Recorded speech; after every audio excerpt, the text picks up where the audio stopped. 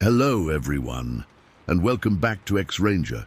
Before we begin, I thought it would be interesting if each of you could leave a comment indicating which part of the world you're joining us from. Also, don't forget to like and subscribe if you're enjoying the episodes. Now let's get comfortable, relax, and start our program. The summer heat pressed down on my shoulders as I made my way through the wooded path toward home. The year was 1883, and Lafayette had been my home all my life. I, Miss Frank Kaufman, named after my grandfather Franklin despite my mother's protests, knew these woods like the back of my hand. At least I thought I did. The raspberry bushes were coming in nice that year. I'd picked a small bundle earlier at the Dixon farm and carried them in my basket, planning to make preserves before my husband returned from town. The late afternoon sun filtered through the trees, casting long shadows across the narrow dirt path. Sweat trickled down my neck as cicadas droned their endless summer song. I rounded the bend where Old Man Hawkins' property line met the county road. That's when I saw it. At first, I thought someone was gathering berries on the far side of the clearing. A woman bent over the raspberry bushes. But something wasn't right. Even from 20 paces away, I could tell this was no local. The figure stood hunched, its back to me. Long black hair, wild and unkempt, whipped around in the light breeze. But it wasn't the hair that made my blood run cold. It was when the figure shifted, revealing grey-covered arms and legs. I froze mid-step. My basket suddenly felt heavy in my grip. The creature, I couldn't call it a woman now that I saw it more clearly, was covered entirely in short grey hair. Not clothing, hair like an animal. It moved with quick, jerky motions, snapping twigs from the raspberry bush. I watched, unable to look away, as it brought the broken branches to its mouth and began to chew on the bark, making wet, smacking sounds that carried across the clearing. A twig snapped beneath my foot. I hadn't realized I'd shifted my weight. The creature went still, perfectly, unnaturally still. Then it turned. Its face, God help me, its face was almost human, yet horribly wrong. The features were those of a woman, but distorted, feral. The nose was flat and wide, the mouth too large, with lips pulled back to reveal yellow teeth. But the eyes, those eyes caught the sunlight and glowed with an intensity that struck me to my core. They burned with what I can only describe as a baleful light of hate. For 3 pounding heartbeats, we stared at each other across the clearing. Then it raised its arms, long, impossibly long, hairy arms with bony fingers that stretched out like claws, and let out a sound that will haunt me until my dying day. Not a scream, not a howl, but something in between. High-pitched and guttural at the same time, it echoed through the trees and seemed to vibrate inside my chest. My basket fell from my hands. Raspberries scattered across the dirt. The wild woman, that's the only name my mind could form, darted to the left, moving with a speed that no human could match. I glimpsed her leaping, not quite touching the ground, propelling herself from bush to bush until she disappeared into the deeper woods. I remained rooted to the spot. My legs wouldn't move. My breath came in short, painful gasps. I don't know how long I stood there. It might have been seconds or minutes before the spell broke. Then I ran. I ran faster than I ever had in my 32 years of life. My skirts hitched up around my knees, my hat lost somewhere behind me. I ran until the edge of the woods gave way to the open fields that surrounded our small farmhouse. "Walter!" I screamed as the house came into view. My husband wasn't due back until evening, but I couldn't stop calling his name. "Walter, help me!" Our farmhand, young Tommy Baker, came running from the barn. His face paled when he saw me.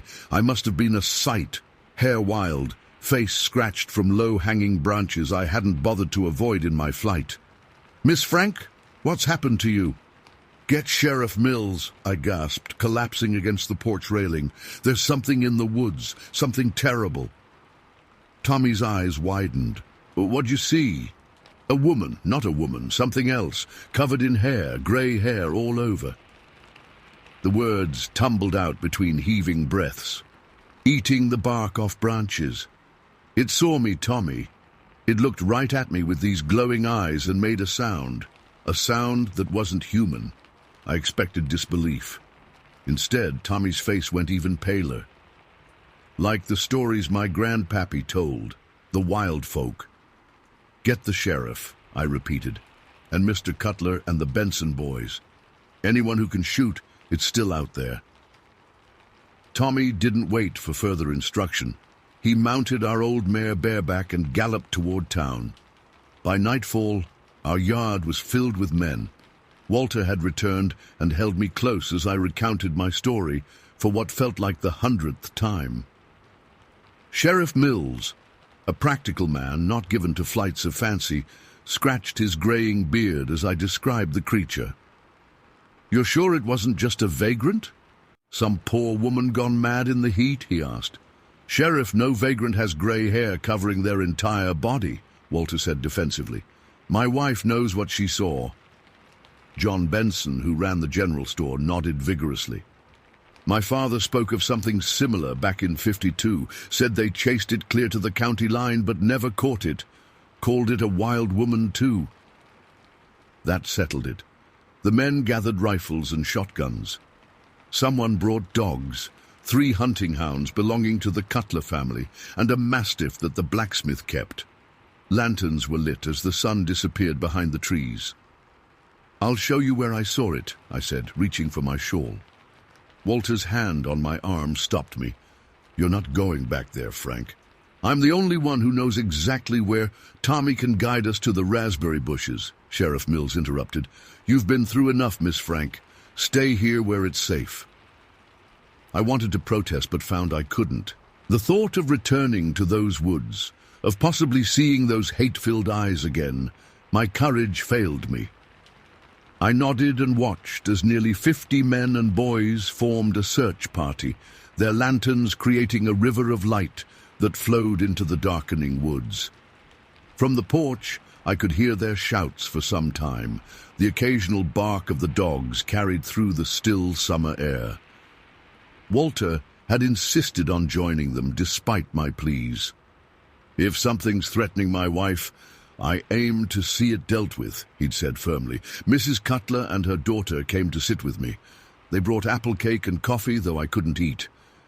We waited in tense silence, jumping at every sound from the woods. It was nearly midnight when the first men returned. Their faces were grim, excited. They spoke over one another as they reached the yard. "It's real!" young Billy Parsons shouted. "We saw it!" Sheriff Mills and my Walter were among the last to return. The sheriff's usually immaculate uniform was torn and muddy. Walter's face was scratched, a thin line of blood dried on his cheek. "You saw it?" I asked, rushing to meet them. Walter nodded, his eyes wide. "It was exactly as you described, Frank. Exactly." Sheriff Mills collapsed onto the porch steps, accepting a cup of coffee from Mrs. Cutler with shaking hands. "Never seen anything move like that in all my born days," he said.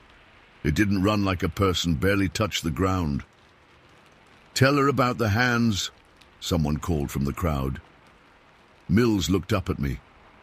"It had these long, bony hands. Used them to swing from branch to branch, bush to bush like some kind of ape. But it wasn't an ape. It had a woman's face, just like you said, all covered in that gray hair." I shuddered, the image all too clear in my mind. "Did you catch it?" "Chased it for near half a mile," Walter said. "Could see it most of the time, but it stayed just ahead. Then it reached Thompson's swamp and disappeared. The dogs wouldn't go in," added Mr. Cutler, "not even with encouragement. Just sat down and howled." The search party tried again at first light, then again the next day and the next. They expanded their search area, brought in more dogs, even hired a tracker from up north who claimed to have hunted mountain lions. But the wild woman of Lafayette was never seen again, not by them at least. 2 weeks after my encounter, I was hanging laundry in our backyard. Walter was in the south field, and Tommy was in town picking up supplies. The afternoon was hot, the air sticky with humidity. The sheets hung limp on the line, barely moving in the faint breeze. A rustling sound came from beyond our chicken coop, where the yard gave way to a small copse of trees. I froze, clothespin in hand. "Hello," I called, trying to keep my voice steady. "Is someone there?" Nothing answered, but the rustling continued. Could be a fox, I told myself, or one of the neighbors' dogs. But a coldness settled in my stomach that had nothing to do with logic. I backed toward the house, never taking my eyes off the tree line. That's when I saw it, just a flash of movement behind the old oak tree, grey, hairy, a long-fingered hand gripping the bark.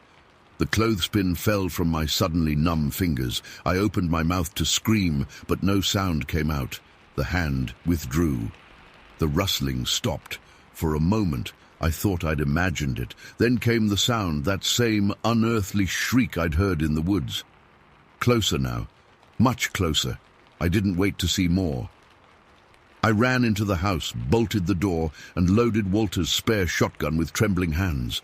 I sat with that gun across my lap until Walter returned at dusk. He searched the property, but found nothing except some strange scratches on the old oak, too high up for any normal person to reach without a ladder. Over the weeks that followed, stories spread through Lafayette and the surrounding areas. A trapper claimed to have seen the wild woman drinking from a stream 5 miles east of our property. The Miller children said they heard her crying in the woods behind their farm. Old Mrs. Jameson swore the creature peered through her bedroom window one night, those hate-filled eyes glowing in the darkness. Whether these stories were true or born from fearful imagination, I cannot say. But I know what I saw that summer day in 1883. I know the terror that gripped me as I stared into those inhuman eyes. And sometimes, on hot summer nights when the wind is still and the moon is hidden, I hear rustling outside our bedroom window and a soft scraping sound like long fingernails against the glass. Is she a feral human abandoned in the wilderness as a child? Some say so. Is she a vengeful spirit or a demon taken female form? The preacher seems to think this might be true. Or is she something else entirely? Some unknown creature that lives in the dark places where people rarely go? I don't know the answer, but I keep Walter's shotgun loaded and close at hand, and I never ever walk alone through the woods anymore. The wild woman of Lafayette may be gone from sight, but she remains in our nightmares, in our whispered warnings to children who wander too far from home. And sometimes when I close my eyes, I still see her, grey-haired, hate-eyed, reaching out with those impossibly long fingers, as if even now she's trying to pull me into the darkness with her. Story 2. The cold stung my face as I shouldered my rifle and followed the wagon tracks toward town. October had come with a vengeance to Porter County in 1886, bringing early frost and an unnatural silence to our woods. I'd spent the day chopping cordwood, my back ached, and all I wanted was a warm meal at home. The sun hung low behind the trees, throwing long shadows across the dirt road. My name is Silas Wheeler. At 27, I'd seen enough of the world to know what belonged in it and what didn't. Growing up in these parts, I'd encountered bears, wolves, and mountain lions. I'd tracked deer through the densest thickets and knew every sound the forest made. But nothing prepared me for what happened that autumn. I first heard the stories at Holloway's General Store while picking up supplies. Old Man Jenkins was talking with Sheriff Miller, his weathered face tight with concern. "Tell him what you saw, Jenkins," the sheriff said when he noticed me. Jenkins cleared his throat. "Was checking my south field yesterday at dusk. Saw something standing by the tree line. Thought it was a bear at first, standing on its hind legs, but it weren't no bear." He paused, fingers twisting his hat brim. "It was shaped like a man, but covered all over with hair. Long hair, maybe a foot long, hanging down. When it moved," he shuddered, Faster than anything I ever seen. Cleared my fence in one jump. That's 8 feet easy." I chuckled. "Maybe you've been into your own apple cider again, Jenkins." Sheriff Miller didn't smile. "He ain't the only one, Silas. Got 3 reports this week, all the same thing." I stopped smiling. Miller wasn't one for tall tales. 2 days later, I saw it myself. I was walking the northern path that skirted the McGregor property. The day had been unseasonably warm, and sweat dampened my shirt despite the cooling evening air. A rustling sound caught my attention from the field to my right. At first, I thought it was a deer. I crouched down, instinctively reaching for my rifle, only to remember I'd left it at home. That's when I saw it. About 80 yards away, a figure crouched in the tall grass. Even from that distance, I could tell it wasn't a bear or any animal I recognized. It moved on 2 legs, but hunched over. Long hair, dark brown or black, covered its entire body, swaying with each movement. The hair wasn't matted like a bear's fur, but hung straight, almost like a man's hair grown wild. I stayed perfectly still, barely breathing. The creature moved with purpose, head low to the ground like it was tracking something. Then it stopped, tensed, and leapt forward. The distance it covered in that single bound made my stomach drop. 15 feet at least, and effortless as a frog jumping across a pond. Whatever it caught, I couldn't see, but it hunched lower, arms moving in quick jerking motions. Then it stood, and even at that distance I could make out its height, taller than any man in our county, maybe 6.5 feet. The sun dipped below the tree line, and darkness began to settle across the field. I knew I should leave, get back to town, tell someone what I'd seen. But my legs wouldn't move. The creature suddenly went rigid. Its head turned, and though I couldn't make out any features through the hair, I knew it was looking directly at me. It stood to its full height. My breath caught in my chest. We stared at each other across the field for what felt like hours, but couldn't have been more than seconds. Then it dropped to all 4s and ran, flowed, across the field, moving faster than any horse I'd ever seen. It reached the tree line and disappeared into the darkening woods. I ran all the way back to town, my lungs burning and legs cramping by the time I reached the sheriff's office. Sheriff Miller listened to my account without interruption, making notes in his ledger. "Sounds like the same thing the others saw," he said when I finished. "We're calling a town meeting tomorrow night." The meeting hall was packed the next evening. Every family within 10 miles had sent at least one representative. I spotted old Jenkins, the McGregors, the Williams family, and even Dr. Henry, who rarely left his practice for town affairs. The room hummed with tense conversation. Sheriff Miller called for order, and the room fell silent. "Most of you have heard the stories by now," he began. "We've had 7 credible sightings of some kind of creature in our county. Not a bear, not a wolf, not anything we can identify." Murmurs rippled through the crowd. 4 days ago, the Prestons lost 3 chickens. Yesterday, Tom Wilkes found one of his calves dead, throat torn out. And just this morning, Sarah McGregor reported something trying to break into her storehouse. I glanced at Mrs. McGregor, a widow who lived alone on the edge of town. Her face was pale, her hands trembling as she nodded confirmation. "I propose we form a hunting party," the sheriff continued. 10 men armed to track this thing and put an end to it before someone gets hurt, or worse.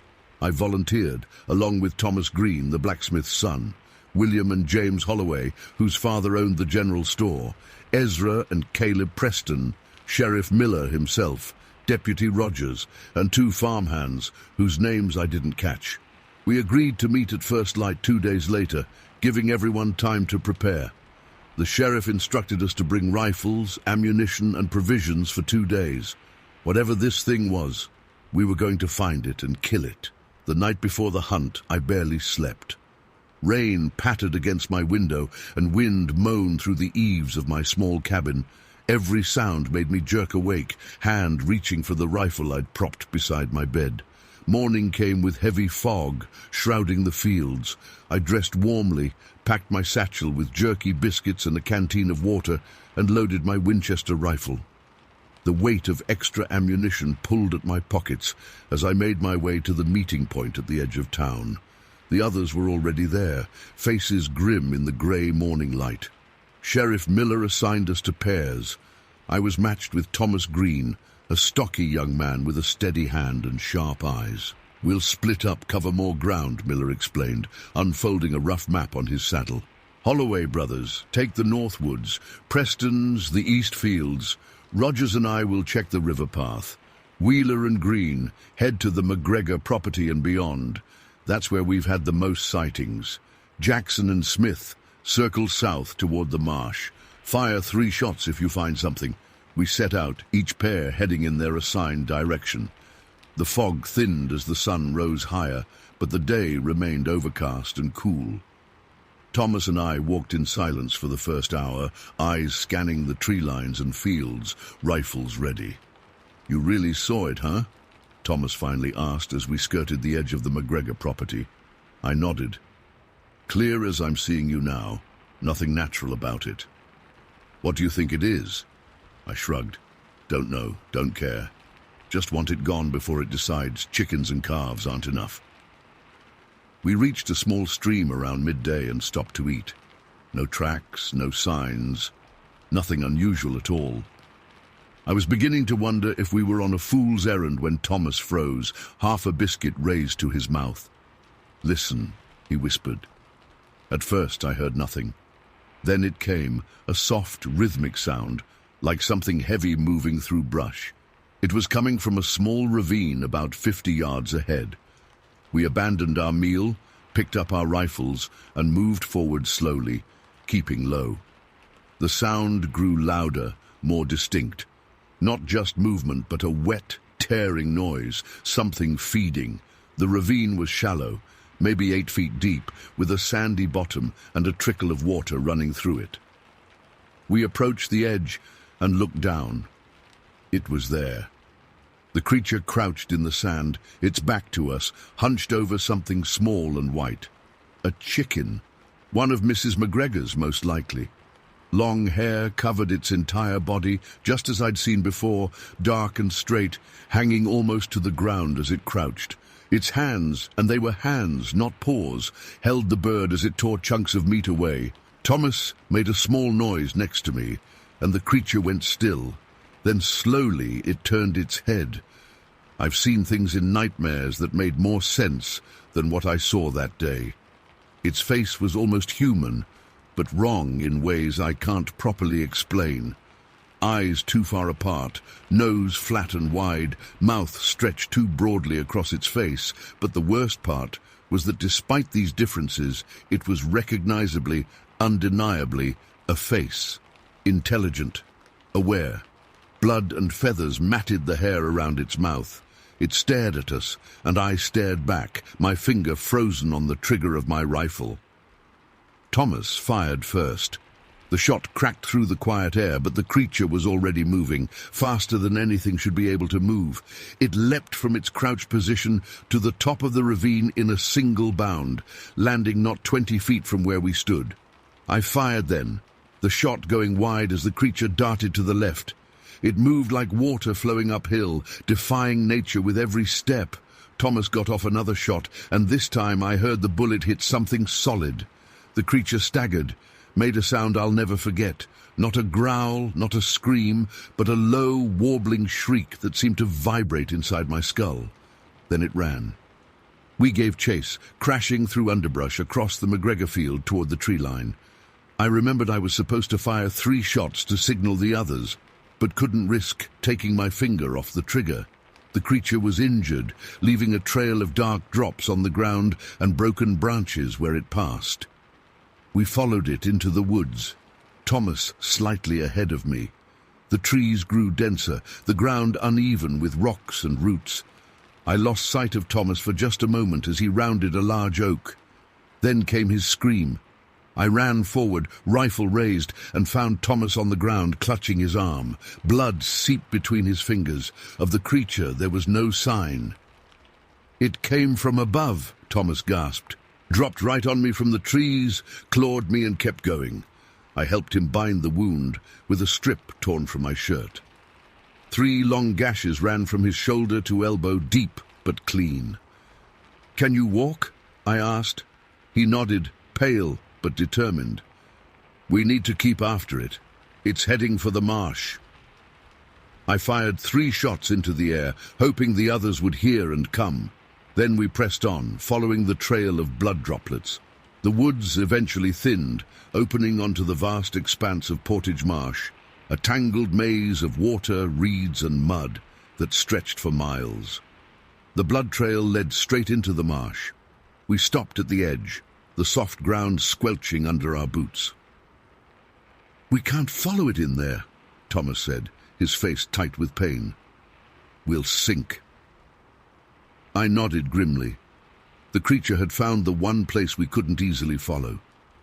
We waited for the others, watching the marsh for any movement. Sheriff Miller and Deputy Rogers arrived first, then the Holloway brothers. We explained what had happened, showed them Thomas's wounds. "Looks like wildcat claws," Rogers said, examining the gashes.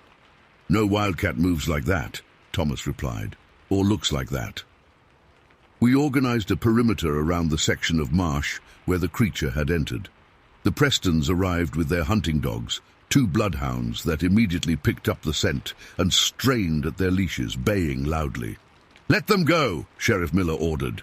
The dogs charged into the marsh, splashing through shallow water, noses to the ground. We followed as best we could, sticking to the firmer patches of earth, rifles ready.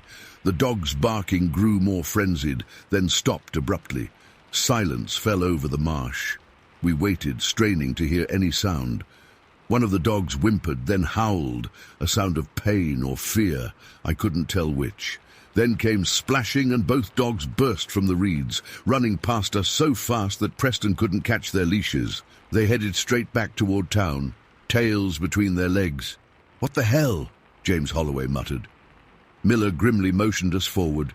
We advanced slowly, forming a line as we pushed into the reeds where the dogs had fled from. We found a clearing in the marsh, a small island of relatively dry land about 30 feet across. In the center was a patch of disturbed earth, the mud stirred up as if something had thrashed there.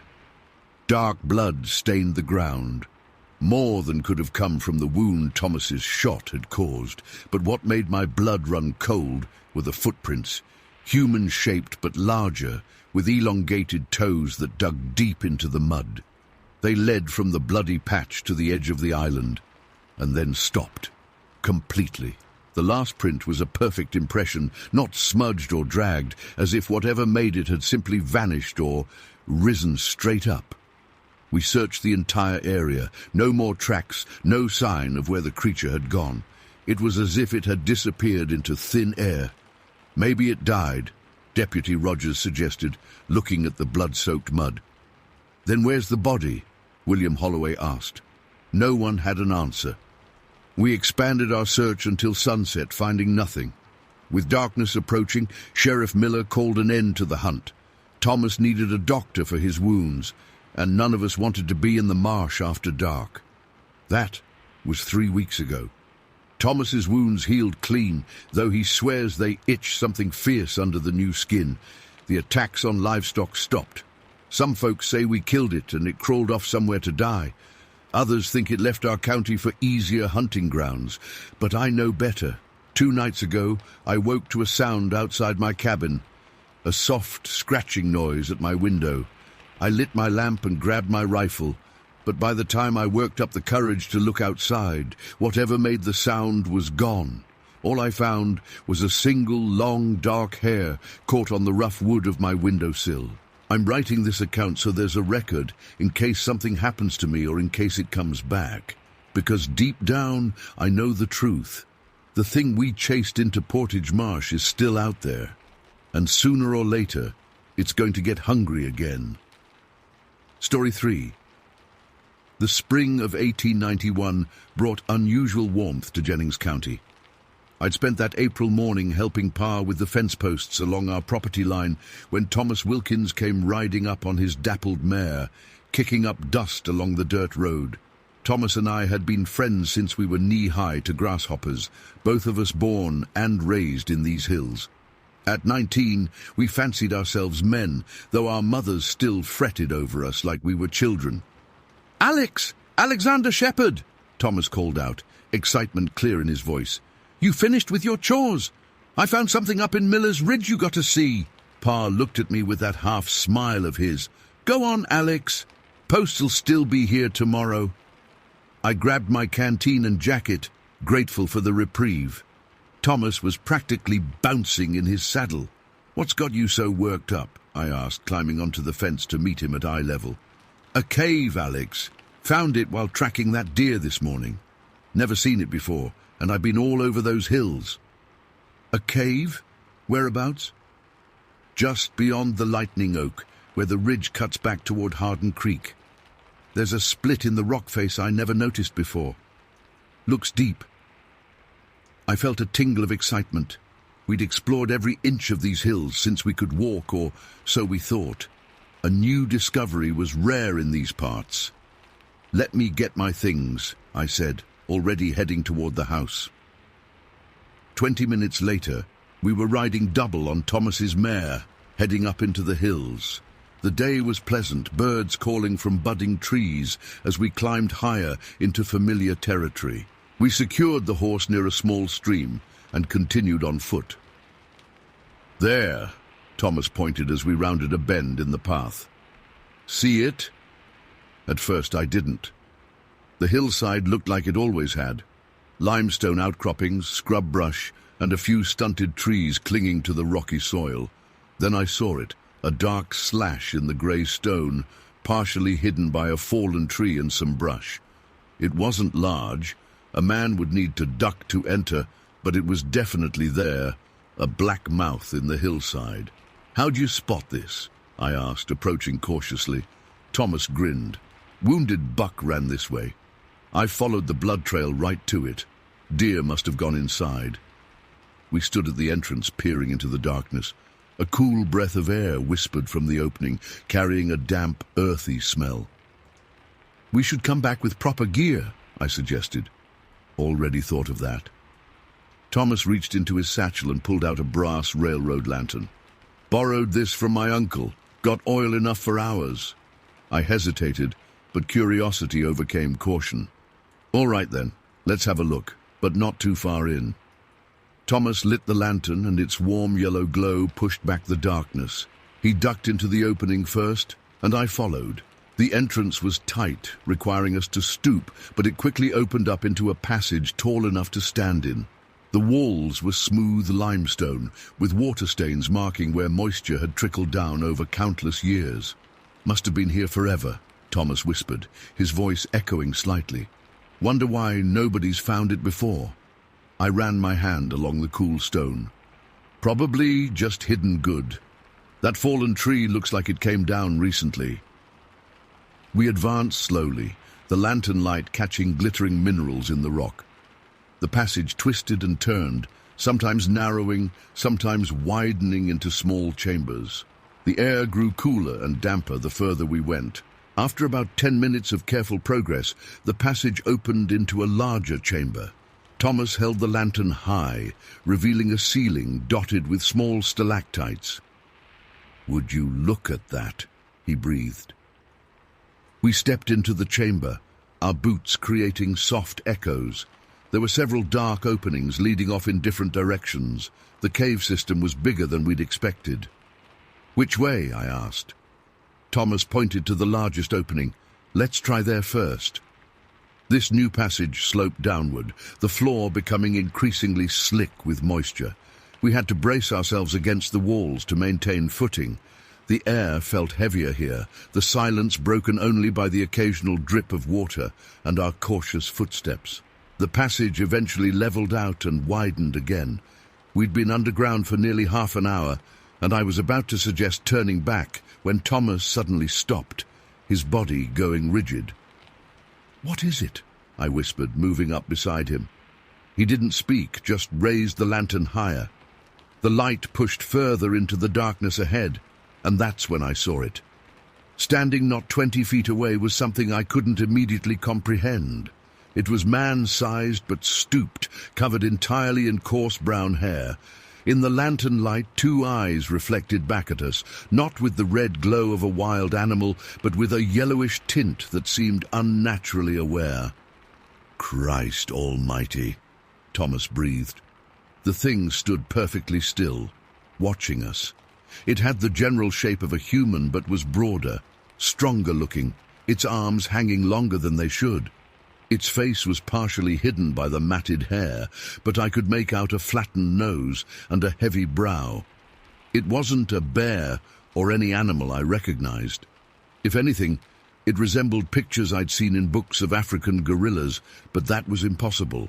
For what felt like minutes but was likely only seconds, we stared at each other in mutual shock.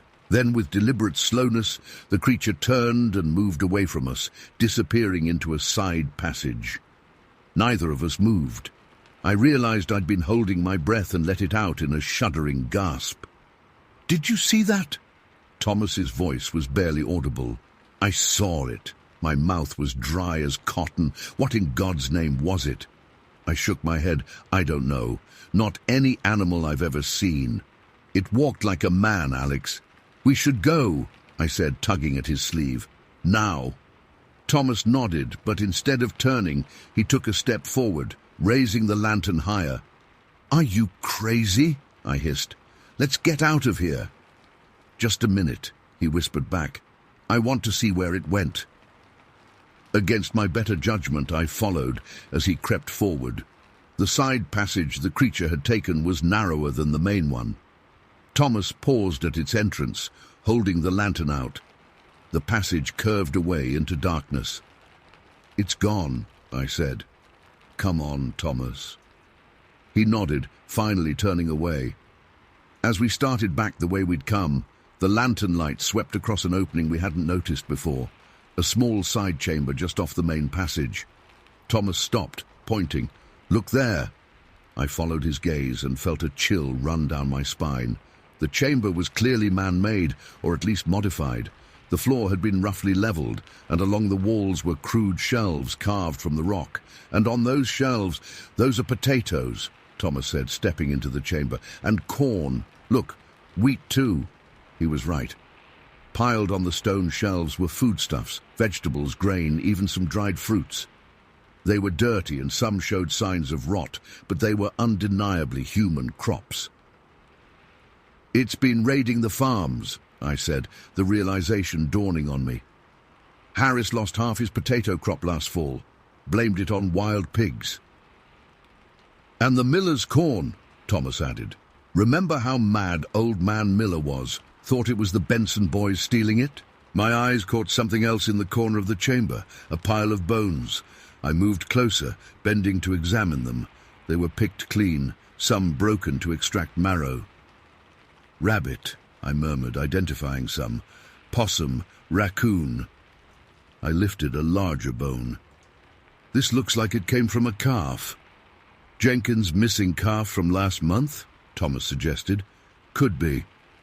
As the implications sank in, a new wave of fear washed over me. This wasn't just some animal. This was something that planned, that stored food, that had been living among us, taking what it needed while we blamed each other or natural predators. "How long has it been here?" Thomas wondered aloud. A scraping sound from the passage outside froze us both. I grabbed Thomas's arm, nearly making him drop the lantern. "We need to leave," I whispered. "Now." This time he didn't argue. We hurried back the way we'd come, no longer concerned with exploring, focused only on reaching daylight. Every shadow seemed to hide watching eyes, every sound a pursuit. The passage that had seemed straightforward on our way in now felt like a maze, each turn bringing momentary panic until we recognized some feature. After what felt like an eternity, but was probably less than 15 minutes, I spotted a faint, greyish light ahead. The entrance. We picked up our pace, scrambling over the uneven floor, desperate for the safety of open sky. We burst out into the spring afternoon, gasping as if we'd run for miles. Thomas's mare whinnied nervously from where we'd left her, perhaps sensing our fear. Without speaking, we hurried to her, mounted together, and rode down the hillside faster than was safe. Only when we reached the flat farmland below did we slow, both of us looking back at the ridge. "Nobody's going to believe us," Thomas said finally. "I'm not sure I believe it myself," I admitted. "If I hadn't seen it with my own eyes." "We have to tell someone. Sheriff Braddock, at least." I nodded. "It's been stealing food, maybe killing livestock. What if it decides humans are easier prey?" That thought sobered us further. We rode straight to the sheriff's office in Vernon, the county seat. Sheriff Braddock was a gruff, practical man who'd fought in the war between the states and didn't suffer fools. He listened to our breathless account with growing skepticism. "A wild man living in a cave," he repeated when we finished, "storing food like a squirrel for winter."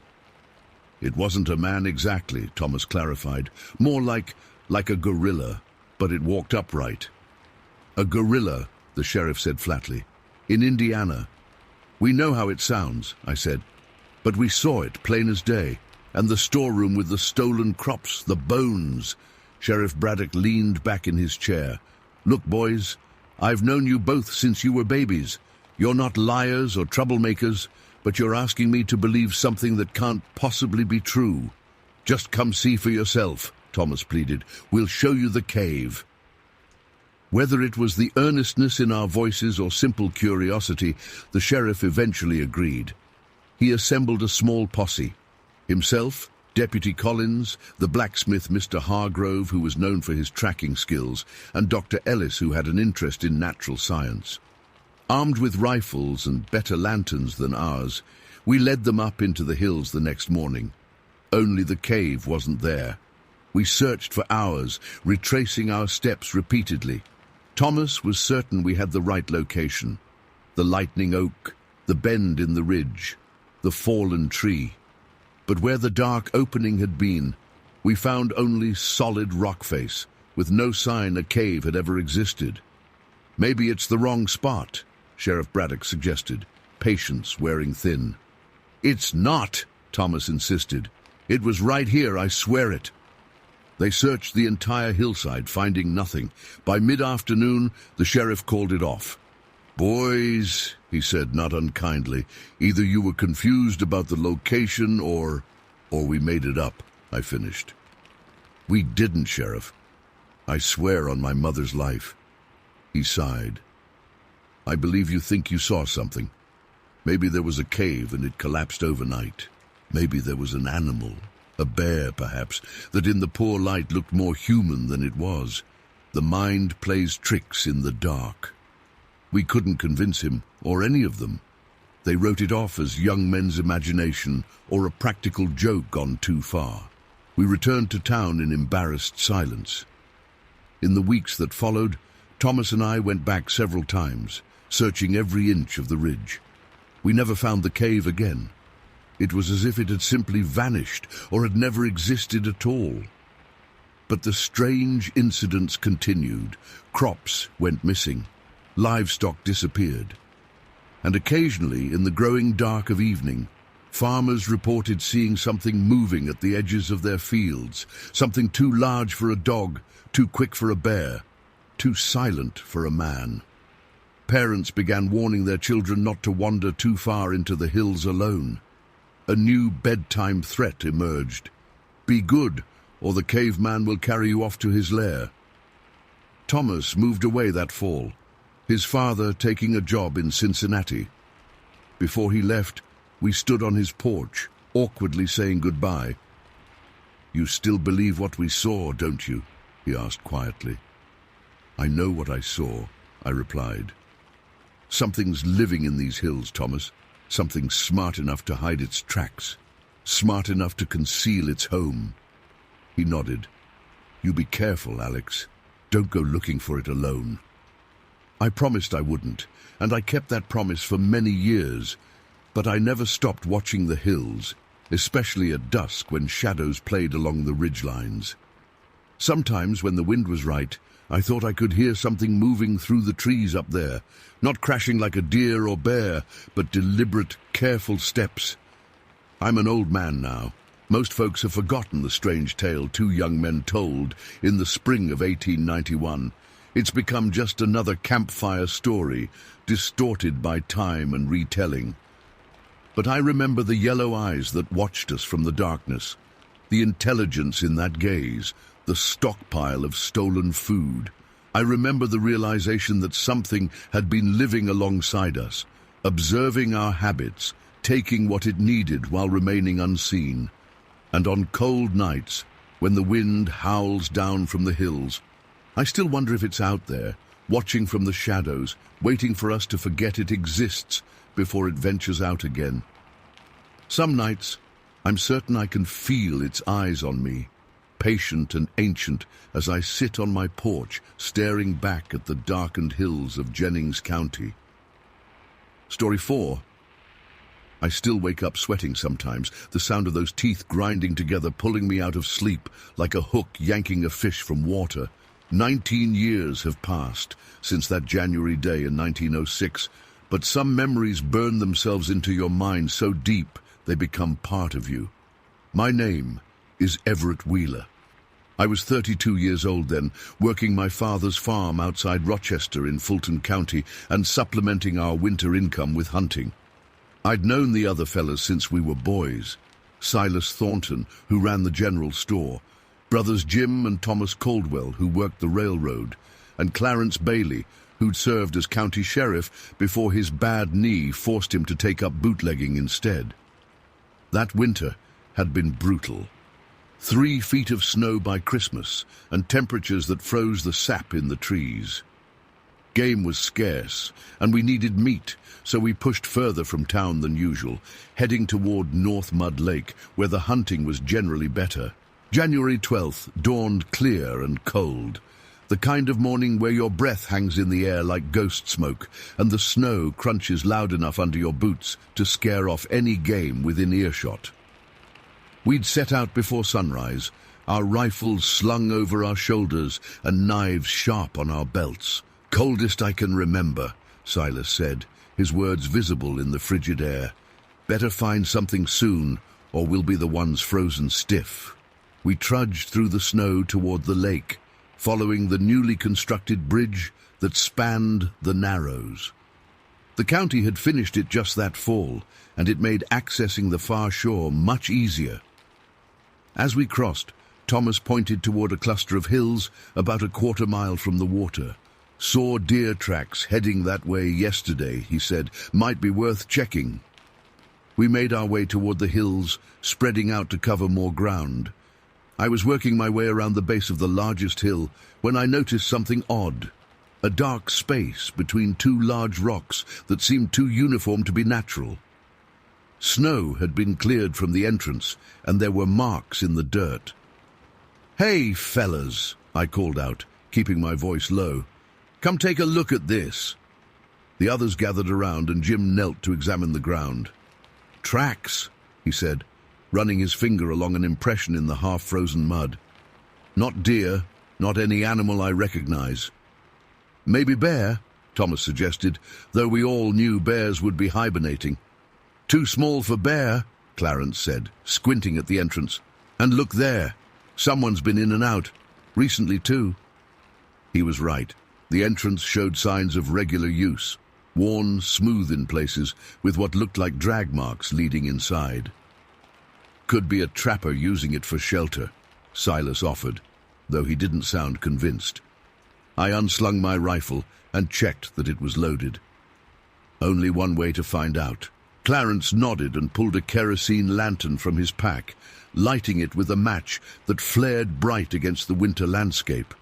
The flame steadied, casting a warm glow that seemed feeble against the darkness of the cave opening.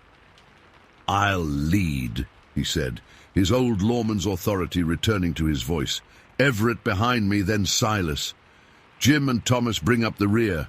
Keep your rifles ready, but don't shoot unless I give the word." We formed our line and entered the cave, ducking under a low overhang. The temperature changed immediately, not warm, but sheltered from the biting wind. The passage narrowed, forcing us to walk single file, our shoulders occasionally brushing against the rough stone walls. About 50 feet in, the ceiling rose enough that we could stand upright. The lantern light revealed a tunnel that looked partly natural, partly shaped by tools. Scratches marked the walls at irregular intervals. "Animal claws," Jim whispered from behind me. "Too regular," Clarence replied. "Man-made. Someone's been digging here." We continued forward, the tunnel sloping gently downward. Our footsteps echoed softly, and I became aware of a faint, unpleasant smell, like wet fur mixed with something rotten. "Something died in here," Thomas muttered. "Or lives here," Silas added. We'd gone about 200 feet when the passage ended abruptly at a large, flat stone. It stood upright, almost like a door, but must have weighed several 100 pounds. It didn't completely seal the opening. Gaps around the edges allowed glimpses of a larger space beyond. "Help me move it," Clarence said, setting down his rifle and lantern. It took all 5 of us groaning and pushing with our shoulders against the stone to shift it enough to create an opening we could pass through. The stone scraped against the floor with a sound that seemed unnaturally loud in the confined space. When it was moved enough, Clarence retrieved the lantern and held it up, illuminating what lay beyond. The chamber was roughly circular, about 30 feet across, with a ceiling that rose to form a dome perhaps 12 feet high at its center. Unlike the tunnel, this room was clearly excavated. Tool marks scarred the walls and ceiling in regular patterns. Piles of bones were scattered around the perimeter, mostly small animals but some larger. In one corner lay a heap of cloth and fur that might have been bedding, and at the far end, hunched over something on the ground, was a figure. At first, I thought it might be a man in a fur coat. But as the lantern light reached it, I realized it was something else entirely. It was crouched on all fours, its back to us, tearing at something with its teeth. The sound of ripping flesh and crunching bone carried clearly across the chamber. "Hello there," Clarence called out, his voice steady but loud. "We don't mean any harm." The figure froze. Then, slowly, it turned toward us. I've tried for years to describe what I saw, but words always fail me. It wasn't human, not entirely. Though it had a man's general shape, about 5 feet tall when it rose to a half-standing position, it was covered entirely in coarse dark hair or fur. Its limbs were thick, powerful, ending in hands, yes, hands, not paws, with long, dirty fingers. But its face, God help me, its face was a nightmare. Flat, with a broad nose and a wide mouth filled with yellowed teeth that seemed too numerous, too sharp. Those eyes, though, those eyes I'll never forget. Small and deep-set, they reflected the lantern light with an intelligence that was unmistakably aware. This was no animal. It knew what we were. It understood we were intruders. For one eternal moment, we all stood frozen, staring at each other across that underground chamber. Then the creature opened its mouth and made a sound I still hear in my nightmares. It wasn't a roar or a scream. It was a grinding of teeth combined with a deep, threatening growl that seemed to vibrate the very air around us. The sound rose in volume until it echoed off the chamber walls, surrounding us, coming from everywhere at once. Thomas was the first to break. "Jesus Christ!" he shouted, stumbling backward. His foot caught on a rock, and he fell against the stone door, making it shift slightly. The creature dropped to all fours and lunged forward with shocking speed. I raised my rifle and fired without aiming, the gunshot deafening in the enclosed space. The bullet struck the wall behind the thing, sending stone chips flying. The creature veered away from the impact but kept coming. "Out!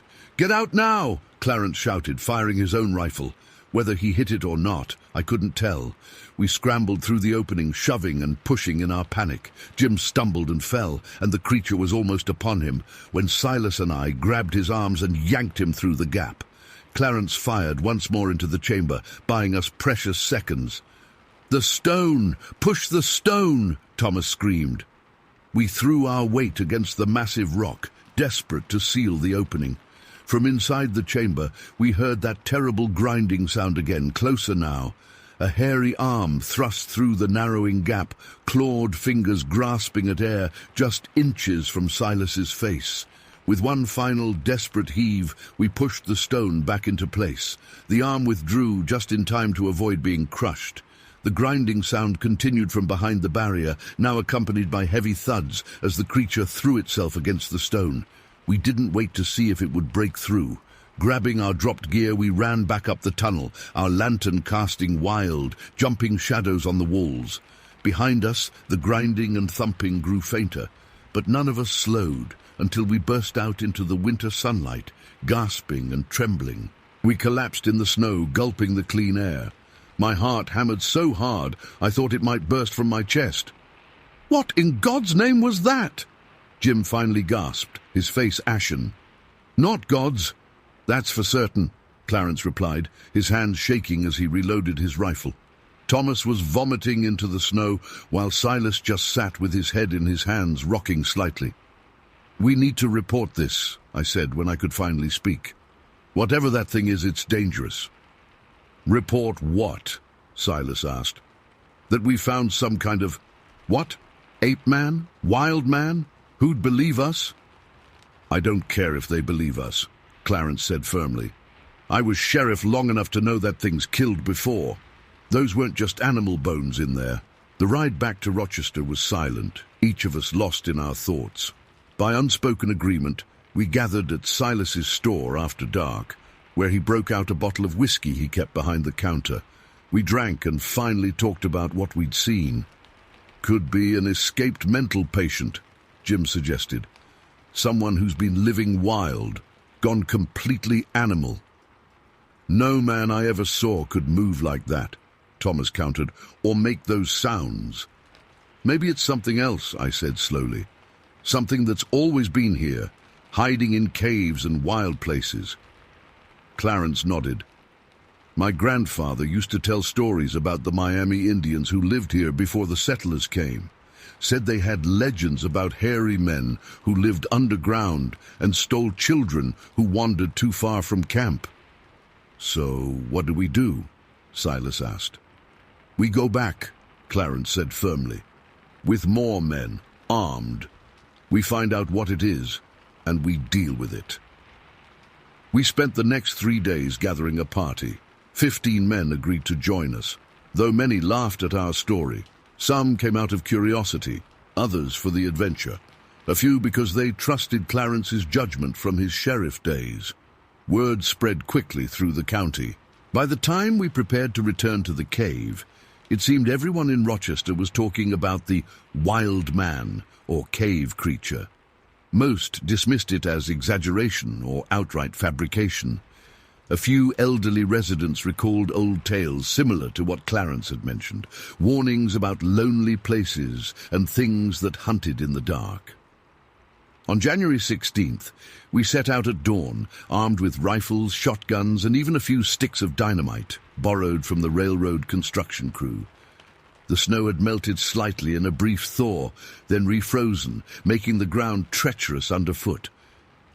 When we reached the hills, I led the way to the cave entrance, but when we arrived at the spot, we found only a solid rock face.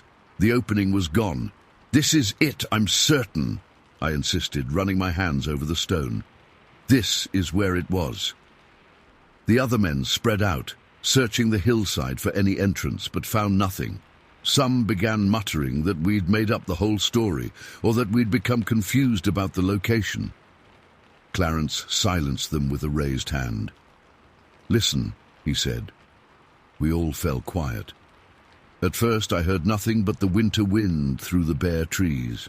Then it came, faint but unmistakable, that same grinding sound of teeth seeming to emanate from inside the solid rock. Several men stepped back, crossing themselves. Others raised their weapons, though there was nothing to shoot at. "It sealed it somehow," Jim said. "Moved tons of rock to close the entrance." "Nothing could do that," one of the new men objected. "Not without tools, machinery." "That thing wasn't natural," Thomas said quietly. You didn't see its eyes. We searched for hours, but found no way into the cave system. As the winter sun began to set, we reluctantly headed back to town, our expedition a failure. Some men were relieved, others disappointed, but all were unsettled by that grinding sound from within the earth.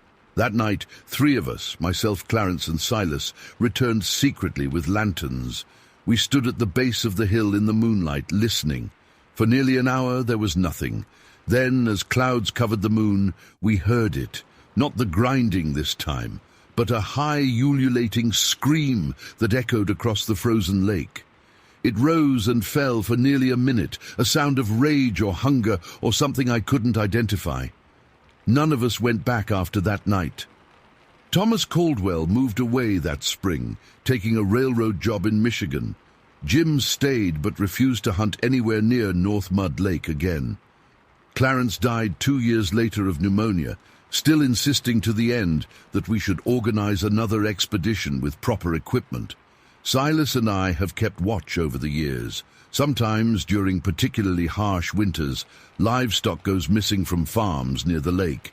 Twice, hunters have disappeared, though their bodies were never found. Most folks blame wolves or mountain lions or accidents, but I know better. Sometimes at night, when the wind is right, I can still hear distant screaming from the direction of those hills. And last winter, I found tracks in the snow near my barn, tracks that matched those I saw 19 years ago at the cave entrance. Whatever we disturbed that January day is still out there, still watching, still waiting in the darkness beneath the hills of Fulton County. And sometimes, when I lie awake at night, I wonder if it's still alone down there, or if, over the years, it has made others like itself. I wonder if they're digging new tunnels, creating new chambers, spreading beneath our feet while we live our lives in ignorant comfort above. I wonder how long before they decide to come out again. Story 5. I never wanted to come back to Oak Ridge. Financial ruin has a way of making choices for you, though. After the startup I'd invested everything in collapsed. Portland became too expensive to survive in. When my mother passed and left me her rural property, it seemed like the universe offering a lifeline. The moving truck pulled up to the old 2-story house on a dreary April morning. Rain pattered on the metal roof of the porch as I unlocked the front door. My 3 dogs bounded past me, Shiable and Duke, my German Shepherds, and Tank, my Rottweiler mix. They sniffed every corner of the dusty living room while I stood in the doorway, listening to the quietness broken only by the rain and distant bird calls. "Well, this is home now," I said to no one. The property sat on 5 acres backing up to dense forest. The nearest neighbor was half a mile down the gravel road. Oak Ridge was the definition of rural. Population 402, according to the faded welcome sign. Main Street consisted of a general store, gas station, diner, and post office. The locals nodded at me when I passed, but kept their distance. For the first 2 weeks, I fell into a simple routine. Wake up at dawn, feed the dogs, chop firewood, clear the overgrown yard, and fix the house's many issues. My hands grew calloused, my arms stronger. At night, I'd sit on the porch with a beer, dogs sprawled at my feet, watching the darkness gather between the tall pines. The quiet started to heal something in me. Then came the night of the first heavy rainstorm. I was in the kitchen warming soup when Shiable began barking at the back door. Not her usual bark. This was insistent, alarmed. Duke and Tank joined in seconds later. "What is it, girl?" I opened the door, and Shiable shot out into the rain, heading for the tree line. "Shiable, get back here!" I grabbed my flashlight and followed, cursing as mud squelched under my boots. The beam caught Shiable standing over something at the edge of the property. As I approached, I saw what had drawn her attention: a deer leg, freshly severed, no more than a few hours old. The cut was clean, almost surgical. No other parts of the deer were visible. "Jesus," I whispered, pulling Shiable back by her collar. The rain plastered my hair to my forehead as I scanned the dark tree line. Nothing moved. I dragged all 3 dogs back inside and locked every door and window. That night, I lay awake listening to the rain hammer against the roof. Around 2 a.m., another sound cut through the white noise, a rhythmic clacking like 2 stones being struck together. Clack, clack, clack. It seemed to come from the edge of the forest, steady and deliberate. I pulled back the curtain but saw only darkness. The clacking continued for another minute, then stopped. I told myself it was probably a branch hitting something in the wind. The next morning I found no trace of the deer leg. The rain had washed away any evidence it had existed at all. I might have convinced myself I'd imagined it, if not for the mud still caked on my boots. Life returned to normal for exactly 1 week. Then came the second storm. I was deep asleep when the dog's frenzied barking jolted me awake. All 3 stood at my bedroom window, hackles raised, growling at something outside. The clock read 3:17 a.m. Rain lashed against the glass. "What is it, boys?" I whispered, not wanting to approach the window. Tank looked back at me, whining. His eyes reflected something I'd never seen in him before: fear. I lay frozen in bed, listening to the rain, and the dogs continued growling until dawn broke. When morning light filtered through the clouds, I finally worked up the courage to look outside. Nothing seemed out of place at first. Then I spotted them on the exterior wall, just below my window. Handprints, not human handprints. These had unnaturally wide palms with disproportionately short, stubby fingers. They were placed about 7 feet up the wall, higher than I could reach without standing on something. I stepped outside, the dogs pushing past me to sniff the area beneath the prints. The rain had transformed the ground to mud, but strangely, there were no footprints. Nothing to indicate how whatever made those handprints had reached my window, or where it had gone afterward. I touched one of the prints. The mud was still damp. That afternoon I drove into town and stopped at Mabel's diner. While waiting for my coffee, I asked the waitress, "Has anyone around here ever reported seeing unusual wildlife in the forests?" "What kind of unusual?" she asked, pouring from a steaming pot. "I don't know. Something big." She set down the pot. "You're staying at the old Reynolds place, right?" "It was my mother's," she nodded. "There've been stories about those woods for years. Nothing specific, mind you, just hunters coming back with tales of feeling watched. Couple years back, Dan Hoskins said something followed him for miles through the backcountry. Never got a good look at it. Was there any mention of a sound, like stones being hit together?" The waitress's eyes narrowed slightly. "Can't say I've heard that one." I thanked her and left, more unsettled than before. Over the next 3 weeks, the dogs barked at night with increasing frequency. Sometimes they'd all stare at the same spot in the forest. Other times their attention would track something unseen moving along the tree line. I installed motion-activated floodlights, but they never triggered when the dogs were agitated. One morning, I decided a long hike might help us all burn off some nervous energy. There was a trail that looped through the public forest adjacent to my property, a 5-mile circuit that locals used for hiking. The day was clear, temperature in the mid-60s. The dogs trotted ahead of me, sniffing and marking territory. For the first time in weeks, I felt the tension in my shoulders start to release. 2 miles in, Shiable suddenly stopped.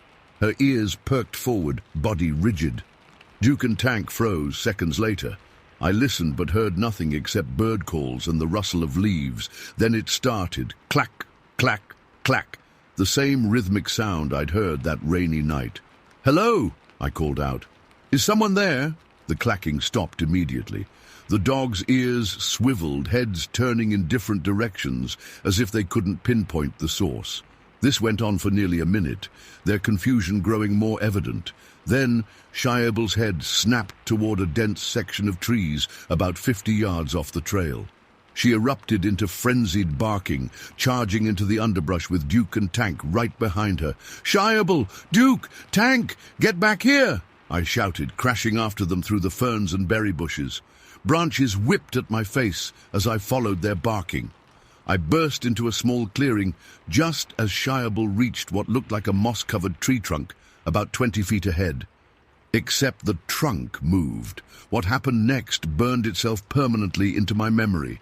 The moss-covered surface rippled, and what I'd taken for a tree trunk uncurled into a creature with impossibly long arms.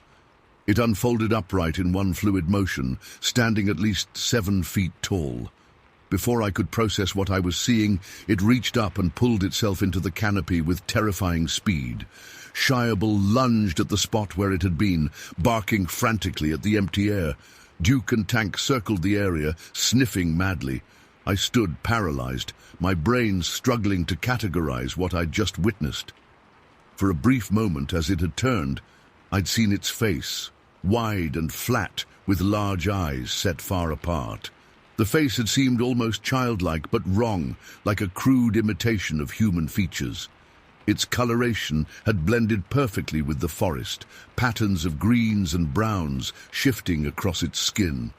Not a bear, not any animal I recognized. "Come," I said weakly, my voice barely functioning. "Come here, guys." The dogs reluctantly returned to my side, still looking up into the trees. I backed out of the clearing, keeping my eyes on the canopy. Nothing moved, but I felt watched from every direction. We half-jogged back to the house. I locked the doors, closed all the curtains, and sat at the kitchen table with shaking hands. My phone showed no service, typical for the area. I hadn't seen another hiker on the trail, no one to confirm what I'd seen. That night, I stayed up with my shotgun across my lap. The dogs refused to leave my side, whining whenever I moved. Around midnight, the clacking started again, closer this time, just beyond the edge of my property. Clack, clack, clack. Methodical, purposeful. I thought about the handprints on my wall, the deer leg, the creature climbing with those long arms. My mind kept returning to what the waitress had said about hunters feeling watched. In the morning, I drove to the local library and used their computer to research primate species and cryptid sightings in Oregon. Nothing matched what I'd seen. When I described it to the librarian, an older woman named Ruth, she frowned. "That sounds like what my grandfather used to call the tree people," she said quietly. "He claimed they'd been in these forests before settlers arrived, said they could stand still for days looking just like a dead tree. The local tribes had stories about them too. Did they make sounds, like stones hitting together?" Ruth nodded slowly. "That was supposedly how they communicated over distances, like a warning system." I felt cold, despite the library's warmth. "Have there been recent sightings?" "Nothing official," she said, "but people around here don't talk much about what they see in the deep woods. They just tend to stay out of certain areas." I spent the next 3 days reinforcing my doors and windows. I installed more lights and bought 2 more shotguns. The dogs never left the house without me, and I never let them near the forest edge, but every night the clacking continued. Sometimes distant, sometimes so close, it seemed to come from just beyond the porch. One morning, I found another set of those wide, short-fingered handprints on my truck. A week after the trail encounter, I woke at dawn to find all 3 dogs staring out the living room window. I joined them and saw what had captured their attention. A deer carcass had been placed in the middle of my front yard. It was missing its right front leg. That was when I knew the message being sent. This territory was claimed, and I was the intruder. I packed essential belongings that day, found a tenant for the house, a retired couple from California who thought the property was charming. I didn't tell them about the handprints or the clacking. I just made sure the lease agreement allowed me to keep the land while they occupied the house. We moved to a small apartment on the outskirts of Portland. It stretches my budget, but I'll work 3 jobs before I go back to that house permanently. The dogs seem relieved too. No more standing rigid at windows or waking me with frantic barking. Sometimes I wonder if what I saw was a yet undiscovered species, a primate that evolved extreme camouflage abilities and adapted to the dense forests of the Pacific Northwest. Other times, especially at night, I wonder if it was something older than science can explain. Something that was there long before humans cleared the land and built houses on its territory. I've told this story exactly 3 times. Most people think I saw a bear or cougar, and my fear transformed it into something more exotic. That's fine. I don't need them to believe me. But I'll tell you this, I never go hiking anymore. I avoid dense forests entirely. And when I hear stones striking together, even if it's just kids playing or construction workers, I feel my heart rate spike and my skin go cold. The couple renting my house has never reported problems. No handprints, no clacking, no missing animal parts. Maybe whatever is out there got what it wanted when I left. Or maybe it's just watching them, deciding whether they too are a threat. Either way, I won't be going back to check. Some territories aren't meant for us to claim, and some things in the woods should be left undisturbed. I learned that lesson in Oak Ridge, and it's one I'll never forget. Story 6. I've always been a solitary man. That's why Blackwater Forest suited me just fine. Miles of pine and oak, streams teeming with trout, and more deer than you'd ever need. No cell service, no neighbors, just the sounds of nature and the cabin I'd rented from old Jim Harker down at the general store in Pine Grove.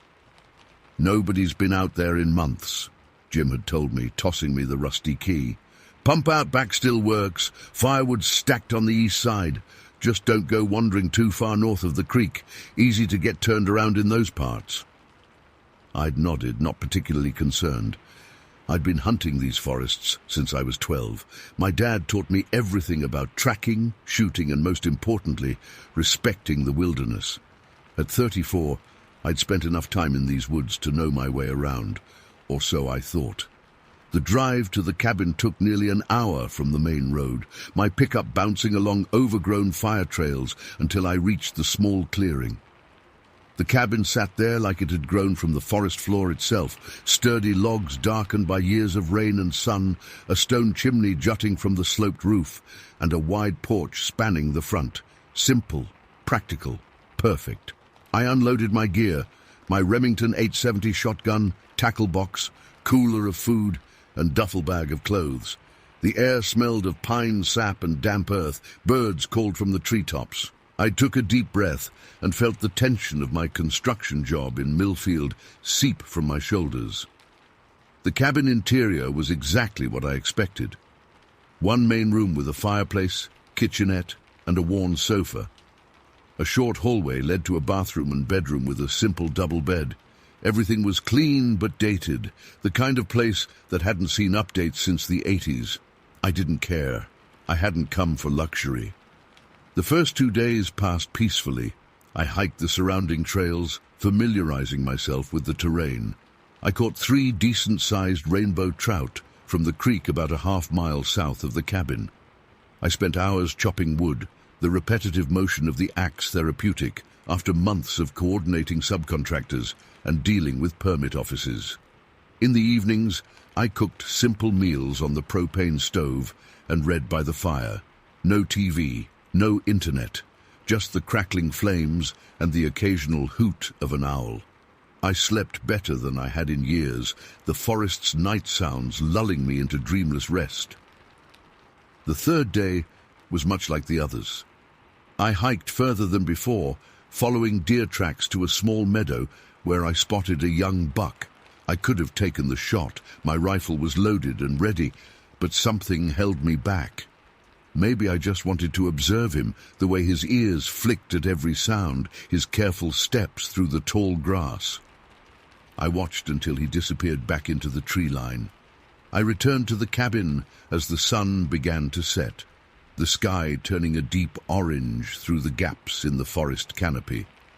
I grilled the last of my trout, paired it with some canned beans, and settled in with my book, a dog-eared thriller I'd been meaning to finish for months. The fire popped and hissed as I read, the words gradually blurring as fatigue from the day's hiking crept in. I blinked, forcing myself to focus. That's when I noticed the silence. It hit me suddenly like someone had thrown a switch. No crickets chirping, no rustling of nocturnal animals in the underbrush, no distant owl calls, nothing, just the fire crackling in the grate and the sound of my own breathing. I marked my page and set the book aside, listening intently. The silence felt heavy, pressing against my eardrums. Wrong, unnatural, every instinct in my body tensed. Then I heard it, a soft thud on the porch, like something heavy taking a careful step. I told myself it was probably a deer, or maybe a black bear scavenging, nothing unusual in these woods. But the silence that had fallen before made my skin prickle with unease. Another thud, closer to the door this time. Then the unmistakable sound of wood creaking under significant weight. I rose slowly from the sofa, my eyes fixed on the door. The cabin had 2 windows facing the porch, one on either side of the entrance. Moving quietly, I approached the window to the left of the door and peered through the glass. At first, I saw nothing but darkness.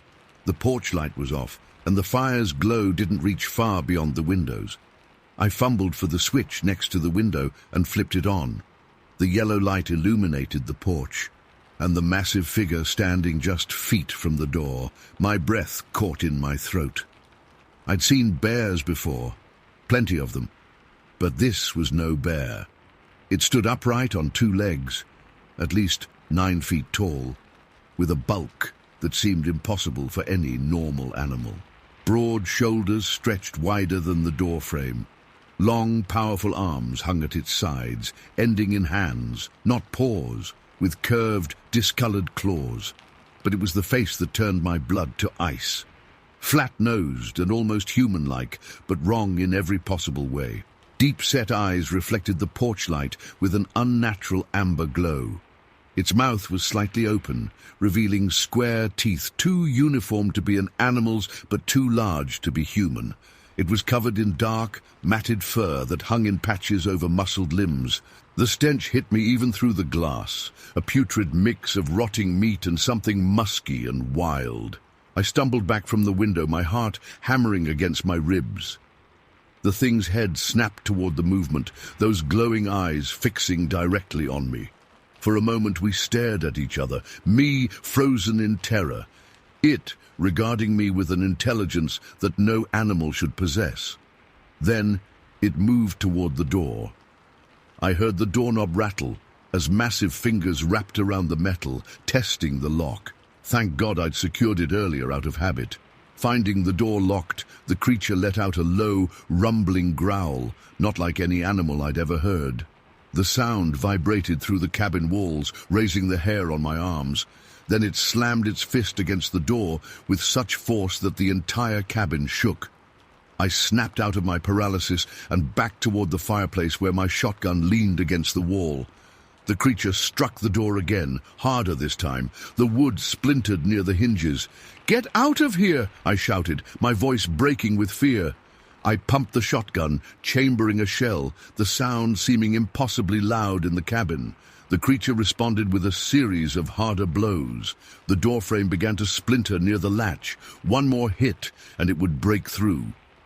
With shaking hands, I aimed at the center of the door where the wood was already cracking. I squeezed the trigger. The shotgun kicked against my shoulder as the blast tore through the silence. The door shuddered, and I heard the creature stumble backward with a guttural sound of surprise. I pumped the shotgun again immediately, ejecting the spent shell. Through the newly created hole in the door, I caught a glimpse of the creature regaining its balance. I didn't hesitate. I fired again, aiming for the massive chest, now visible through the splintered wood. The buckshot hit its mark. The creature roared, a sound so primal and filled with rage that it seemed to shake the very foundations of the cabin.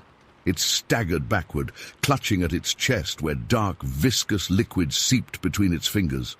For a terrible moment, it locked eyes with me through the broken door. In that gaze, I saw not just pain and anger, but recognition, hatred. promise. Then it turned and crashed into the forest, snapping branches and undergrowth in its retreat. The sounds grew fainter as it moved away, but I could still hear its labored breathing and occasional grunts of pain. I stood frozen, the shotgun still aimed at the ruined door, my ears ringing from the blasts. When I finally lowered the weapon, I realized I was drenched in cold sweat, my hands trembling violently. I jerked into action, dragging the sofa across the room and shoving it against the damaged door. I added the kitchen table, then a heavy chest of drawers from the bedroom. It wouldn't stop the creature if it returned at full strength, but it might buy me precious seconds. I reloaded the shotgun with shaking hands, fumbling shells from my bag. 6 in the magazine, 1 in the chamber. I checked my rifle too, a Remington 30-06 with a scope. 5 rounds there. Not enough. Not nearly enough if that thing came back with friends. The night stretched endlessly. I sat with my back against the wall opposite the door, both weapons within reach, listening to every sound from the forest. The silence had given way to normal night noises again. Crickets, an occasional owl, the wind through the trees, but every creak of a branch, every rustle of leaves sent my heart racing. I didn't sleep. I couldn't. My eyes burned with exhaustion, but adrenaline kept me painfully alert. I watched the fire die to embers, then rekindled it with trembling hands. The warm glow offered little comfort. As the first grey light of dawn filtered through the windows, I allowed myself to breathe. Whatever that thing was, it hadn't returned during the night. I stood, my muscles stiff and aching from hours of tense stillness. Cautiously, I moved the furniture away from the door. The damage was worse than I'd realized in the panic of the night. The door hung askew on broken hinges, the wood around the lock completely shattered. Deep gouges marked the frame, not made by the shotgun blasts, but by those curved claws. They were over an inch deep in the solid oak. I cracked the door open and peered outside, shotgun ready. The porch was empty. Taking a deep breath, I stepped out, scanning the tree line for any movement. The morning air was cool and damp. Birds sang in the canopy above. Everything seemed normal, peaceful even, as if the night's horror had been just a nightmare. Then I saw the blood. Dark splatters marked the porch boards where my shots had hit. A steady trail of it led down the steps and into the underbrush. I followed it to the edge of the clearing, keeping my shotgun raised. The blood was thick and dark, almost black in the morning light. Not like any animal blood I'd seen before. The trail continued into the forest, accompanied by broken branches and disturbed ground where the creature had crashed through in its retreat. I had wounded it, certainly, but I hadn't killed it. That realization sent ice through my veins. I backed away from the tree line, keeping my eyes on the forest until I reached the cabin again. Inside, I moved with frantic purpose, shoving clothes and gear into my duffel bag, not bothering to fold or organize anything. I left the fishing tackle, left the extra food, took only what I absolutely needed, plus all my ammunition. Within 15 minutes, I had the truck loaded and the cabin locked, for whatever good that would do with the door nearly destroyed. As I turned the key in the ignition, I glanced back at the cabin one last time. For a moment, I thought I saw movement in the trees beyond, just a flicker of something large shifting in the shadows. My imagination, probably, or maybe not. I drove too fast down the rough trail, the truck bouncing violently over roots and rocks. I didn't slow until I hit the main forest road, and even then, I kept the speedometer well above what was safe on the winding route. When I finally reached Pine Grove, I pulled into the general stores lot and sat there, letting the engine idle while I tried to compose myself. My hands still shook. I hadn't eaten or slept in nearly 24 hours. Jim Harker was sweeping the store porch when I walked up. He took one look at my face and stopped. "Jesus, Miller, you look like you've seen a ghost." I couldn't tell him the truth. Who would believe me? So I mumbled something about a bear breaking into the cabin, damaging the door. I apologized, offered to pay for repairs. Jim waved it off, said he'd send his nephew out to fix it next week. "Something spooked you good," he said, studying my face. "Bears don't usually cause that kind of trouble unless you've got food out." I nodded, not trusting myself to speak further.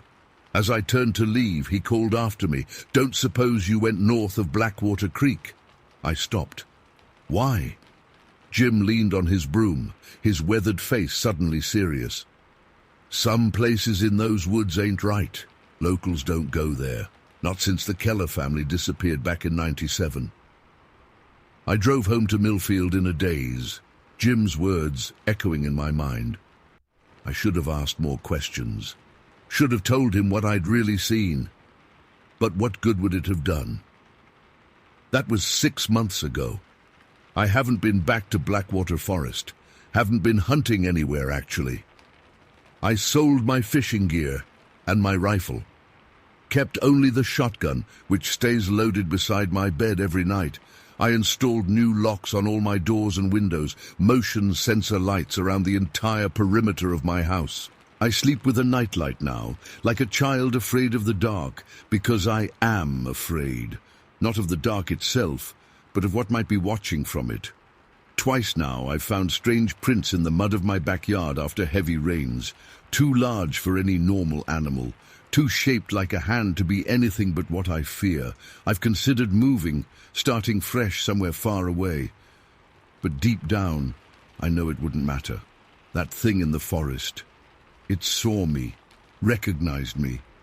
And in that moment when our eyes met through the shattered door, I understood one terrible truth. It hadn't stumbled upon my cabin by accident. It had come specifically for me. And somewhere in those deep woods, it's recovering, waiting, remembering. I wounded it, I didn't kill it. And someday, when I least expect it, I know it will return to finish what it started. Story 7. My hands still shake when I think about it. 3 years later, and I can still smell the pine needles, the damp earth, and that strange musky odor unlike anything I'd encountered before. We'd planned the vacation 6 months in advance. My wife Sarah had found a great deal on a cabin near Gatlinburg in the Smoky Mountains. 2 bedrooms, a fireplace, and a big porch overlooking a steep wooded valley. Perfect for the Robertson family getaway. Our kids, Jake and Mia, had been bouncing off the walls for weeks before we left. City life in Charlotte had worn us all down, and we needed trees, mountains, and fresh air. The drive up took longer than expected. Road construction outside Asheville added an hour, and by the time we reached the cabin, the sun was setting. We unpacked quickly, heated up some canned soup, and crashed early. The first day went exactly as planned. Pancakes for breakfast, exploring the touristy parts of Gatlinburg in the afternoon, and roasting marshmallows over the fire pit that night. Jake kept asking when we'd go hiking. "Tomorrow," I promised. "First thing in the morning." The next day dawned clear and cool. Perfect hiking weather. We ate breakfast, packed sandwiches, filled water bottles, and drove to the trailhead I'd picked out the night before. Laurel Falls Trail, rated as moderate difficulty but manageable for kids. After checking our backpack one last time, we started up the path. The marked trail was beautiful. Sunlight filtered through the canopy, and wildflowers dotted the edges of the path. Jake walked ahead, constantly picking up sticks and rocks. Mia stayed close to Sarah, pointing at birds and asking questions. About 30 minutes in, Jake stopped. "Dad, look at this," he called, pointing at what looked like a small game trail branching off from the main path. It wasn't marked with any official trail blazes. "That's not the trail, buddy," I said. "We need to stay on the marked path." "But I saw something moving down there," Jake insisted. "I think it might have been a deer." I glanced at Sarah. She shrugged. "Maybe just a quick look," she suggested. "We don't have to go far." I hesitated. 10 minutes. That's it. Jake grinned and immediately started down the narrow path. It was steeper than the main trail, with roots crisscrossing the ground. Mia grabbed my hand as we descended. The forest changed subtly as we walked. Thicker, older trees, less undergrowth, and strangely quiet. No bird song, no squirrels chattering, just the sound of our footsteps and breathing. After about 5 minutes, the silence started to make me uneasy. "Let's head back," I said. "Just a little farther," Jake pleaded. "I think there's a clearing up ahead." I looked where he was pointing and saw a patch of brighter light through the trees. "Okay, we'll check out the clearing, then go back." The path widened as we approached the clearing. Jake ran ahead. Sarah and I walked more slowly, Mia between us. Then Jake stopped so suddenly that we almost bumped into him. "Whoa," he whispered. "Look at that." The clearing wasn't large, maybe 30 feet across, ringed by tall hemlocks. Sunlight poured in, illuminating a structure in the center that made me stop in my tracks. I'd never seen anything like it before. It resembled a nest, a massive bowl-shaped construction made of interwoven branches, leaves and grasses. But this wasn't a bird's nest. It was huge, at least 7 feet wide and 3 feet tall, with walls thick enough to support weight. The branches weren't just piled together, they were carefully woven, showing deliberate construction. "What animal makes something like that?" Sarah whispered. I shook my head. "I don't know." Mia tugged at my hand. "Can we see inside?" "No, we should," I started, but Jake was already creeping forward. "Jake," I hissed, "get back here." He ignored me, tiptoeing toward the structure. I let go of Mia's hand and followed him, gesturing for Sarah to stay back with her. The nest dominated the clearing, and as we got closer, I noticed small details, bits of cloth woven into the structure, what looked like animal fur-lining parts of the interior, and most alarmingly, movement from inside. Jake noticed it too and froze. Something was shifting in the nest. I grabbed his shoulder, ready to pull him back, when a small face popped up over the rim. I'll never forget that moment. Time seemed to slow down as I tried to process what I was seeing. The creature was small, about the size of a 1-year-old human child. It was covered in thick, dark brown fur that looked soft and clean. But its face wasn't like any animal I'd ever seen. It was flat and almost human-like, with a small nose and a pronounced brow ridge. But what struck me most were the eyes, large, intelligent, and a deep amber color. They blinked at us with unmistakable curiosity. The creature's hands gripped the edge of the nest. They weren't paws. They were hands with defined fingers and opposable thumbs, though thicker and stronger looking than human hands. It tilted its head, studying us with those unnerving eyes. "Dad," Jake whispered, his voice trembling. Is that a baby Bigfoot?" The words hit me like a physical blow. I hadn't even let my mind go there, but Jake was right.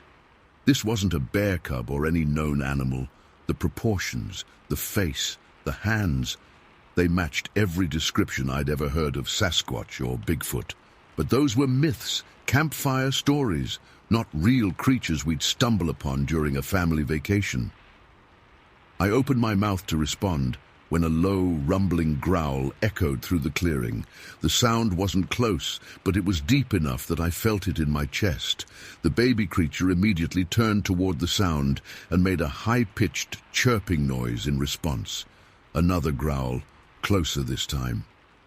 The underbrush at the far edge of the clearing began to rustle. "Sarah," I called quietly, not taking my eyes off the moving bushes. "Take Mia. We're leaving. Now." I grabbed Jake and pulled him backward. His eyes were wide, fixed on the nest where the baby creature was now standing up, making more of those chirping sounds. Sarah scooped up Mia and backed toward the path. I followed, pushing Jake ahead of me. We reached the trail just as the underbrush parted on the other side of the clearing. She emerged slowly, deliberately, rising to her full height as she stepped into the sunlight. 8 feet tall at least, with a massive barrel chest and powerful arms that hung below her knees. Her body was covered in thick, matted hair, dark brown like the baby's but with streaks of grey around her face and chest. She moved with a swaying gait, surprisingly silent for something so large. But it was her face that paralyzed me, broad, with a pronounced brow ridge and a wide nose. Her mouth was set in what looked like a permanent grimace, revealing yellowed teeth, and her eyes, deep-set, intelligent, and fixed directly on us with unmistakable intent. She stopped at the edge of the nest, placing one massive hand on it protectively. Then she threw her head back and let out a sound I still hear in my nightmares, not a roar, but a deep, rumbling growl that rose in pitch until it became a scream. "Run!" I whispered to Jake, giving him a push. "Run!" We bolted down the narrow path, stumbling over roots and rocks. I could hear Sarah and Mia ahead of us, and behind, heavy footsteps crashing through the underbrush. The creature was following us. The path seemed twice as long going back. My lungs burned, and my legs felt like lead. Jake tripped, and I hauled him up without stopping. The footsteps behind us grew fainter after a minute or so. She wasn't pursuing us far from her baby. But we didn't slow down until we reached the main trail. We burst onto Laurel Falls Trail, startling an elderly couple walking with trekking poles. They stared at us, 4 people wide-eyed and gasping for breath, twigs and leaves stuck in our hair and clothes. "Are you folks all right?" the man asked. "Fine," I managed between breaths. "Just took a wrong turn. Got a bit lost." They nodded, though their expressions showed they didn't quite believe me. We walked back to the car in silence, constantly looking over our shoulders. Jake clutched my hand the entire way, something he hadn't done in years. The drive back to the cabin passed in a daze. The kids were unusually quiet, processing what they'd seen. When we arrived, I checked them for ticks or scratches while Sarah made hot chocolate. No one mentioned what had happened in the woods. That night, after the kids were finally asleep, Sarah and I sat on the porch with beers in hand, staring out at the darkened forest. "What do we do?" Sarah asked finally, her voice barely audible over the chirping of crickets. "About what we saw?" I took a long pull from my bottle. "Nothing." "Nothing?" "Who would believe us, Sarah? We'd sound insane." She wrapped her arms around herself.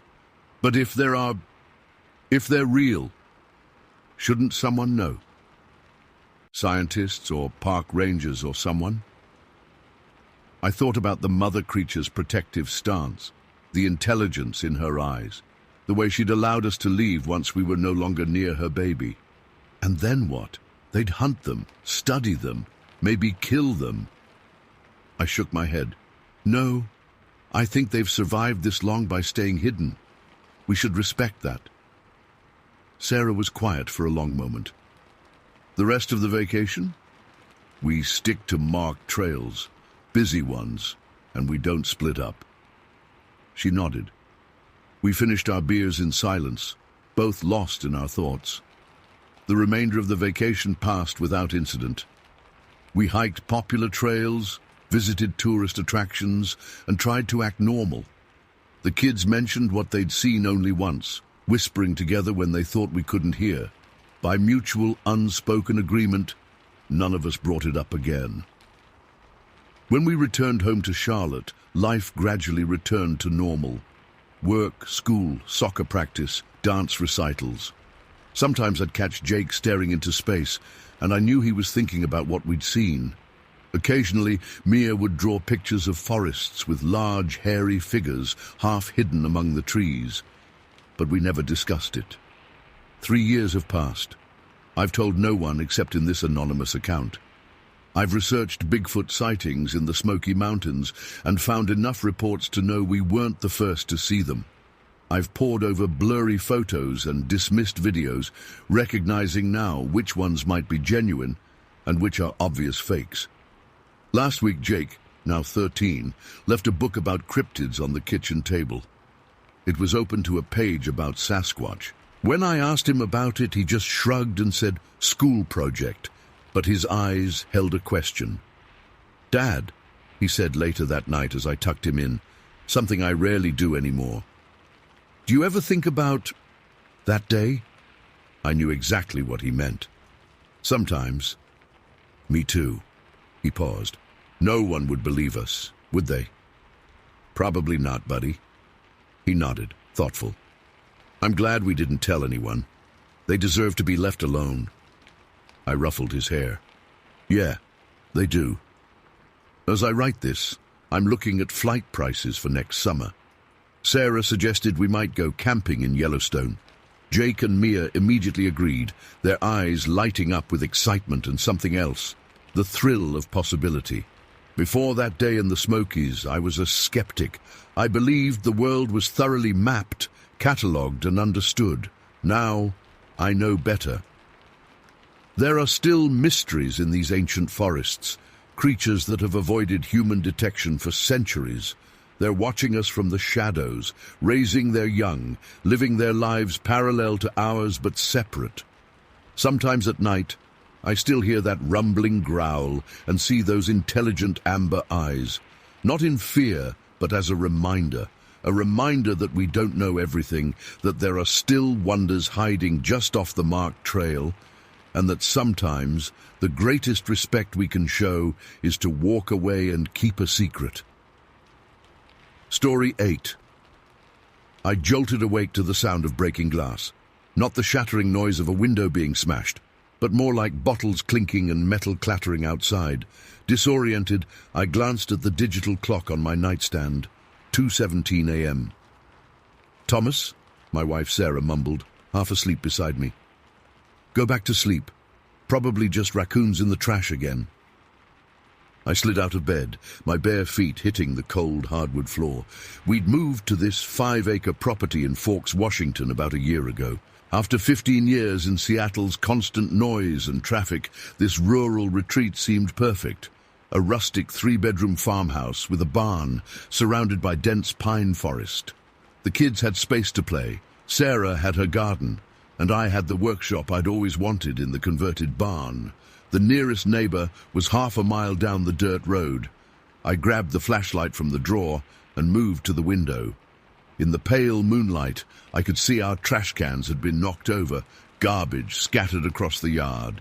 With a sigh, I pulled on my jeans and a flannel shirt, then stepped into my boots by the door. The night air hit me with a chill as I stepped onto the porch. Mid-October in Washington state meant the temperature dropped quickly after sunset. I switched on the flashlight, its beam cutting through the darkness as I made my way down the porch steps. The mess was worse than I'd thought. 3 heavy-duty plastic cans lay on their sides, lids torn off, and garbage strewn all the way to the edge of the woods. Too much destruction for raccoons. Maybe a bear, I thought, suddenly more alert. As I began picking up the larger pieces of trash, the hairs on the back of my neck stood up. Something felt wrong. The forest was too quiet, no insects chirping, no rustling of nocturnal animals, just dead silence. I swung my flashlight toward the tree line and froze. Standing at the edge of the light's reach was something massive. My mind struggled to process what I was seeing. It stood upright on 2 legs, at least 8 feet tall, with impossibly broad shoulders and arms that hung abnormally long at its sides. Dark hair or fur covered its body, but what made my blood run cold were its eyes. They caught the flashlight beam and reflected back with an amber glow, intelligent and focused directly on me. For what felt like minutes, but must have been only seconds, we stared at each other. Then it made a sound, a low, rumbling growl that seemed to vibrate through the ground beneath my feet, not like any bear or cougar I'd ever heard. I backed up slowly, 1 step at a time, never turning my back to it. When my foot hit the bottom porch step, I turned and sprinted inside, locking the door behind me. My breath came in ragged gasps as I ran to the gun cabinet, fumbling with the key. "Tom, what's happening?" Sarah stood in the hallway, her face pale in the darkness. "Stay inside. Lock the windows," I managed, finally getting the cabinet open. I grabbed my Remington 870 shotgun and loaded it with trembling hands. By the time I returned to the porch, whatever had been there was gone. The woods remained silent, but now that silence felt menacing. I stayed on the porch for nearly an hour, scanning the tree line before finally going back inside. "What was it?" Sarah asked when I climbed back into bed. "I don't know," I answered honestly. "Something big. Too big for a bear, I think." She gripped my arm. "Should we call someone?" "In the morning," I promised, though I wasn't sure who to call. Fish and Wildlife, maybe. But part of me already knew they wouldn't believe what I'd seen. I didn't sleep the rest of that night. The next day, I called the Washington Department of Fish and Wildlife. The officer who answered sounded bored as I explained what I'd seen. "Sounds like a black bear, sir. They're common in your area." It was standing upright the whole time, and it was much taller than any bear I've ever seen. Bears stand on their hind legs to get a better look or smell.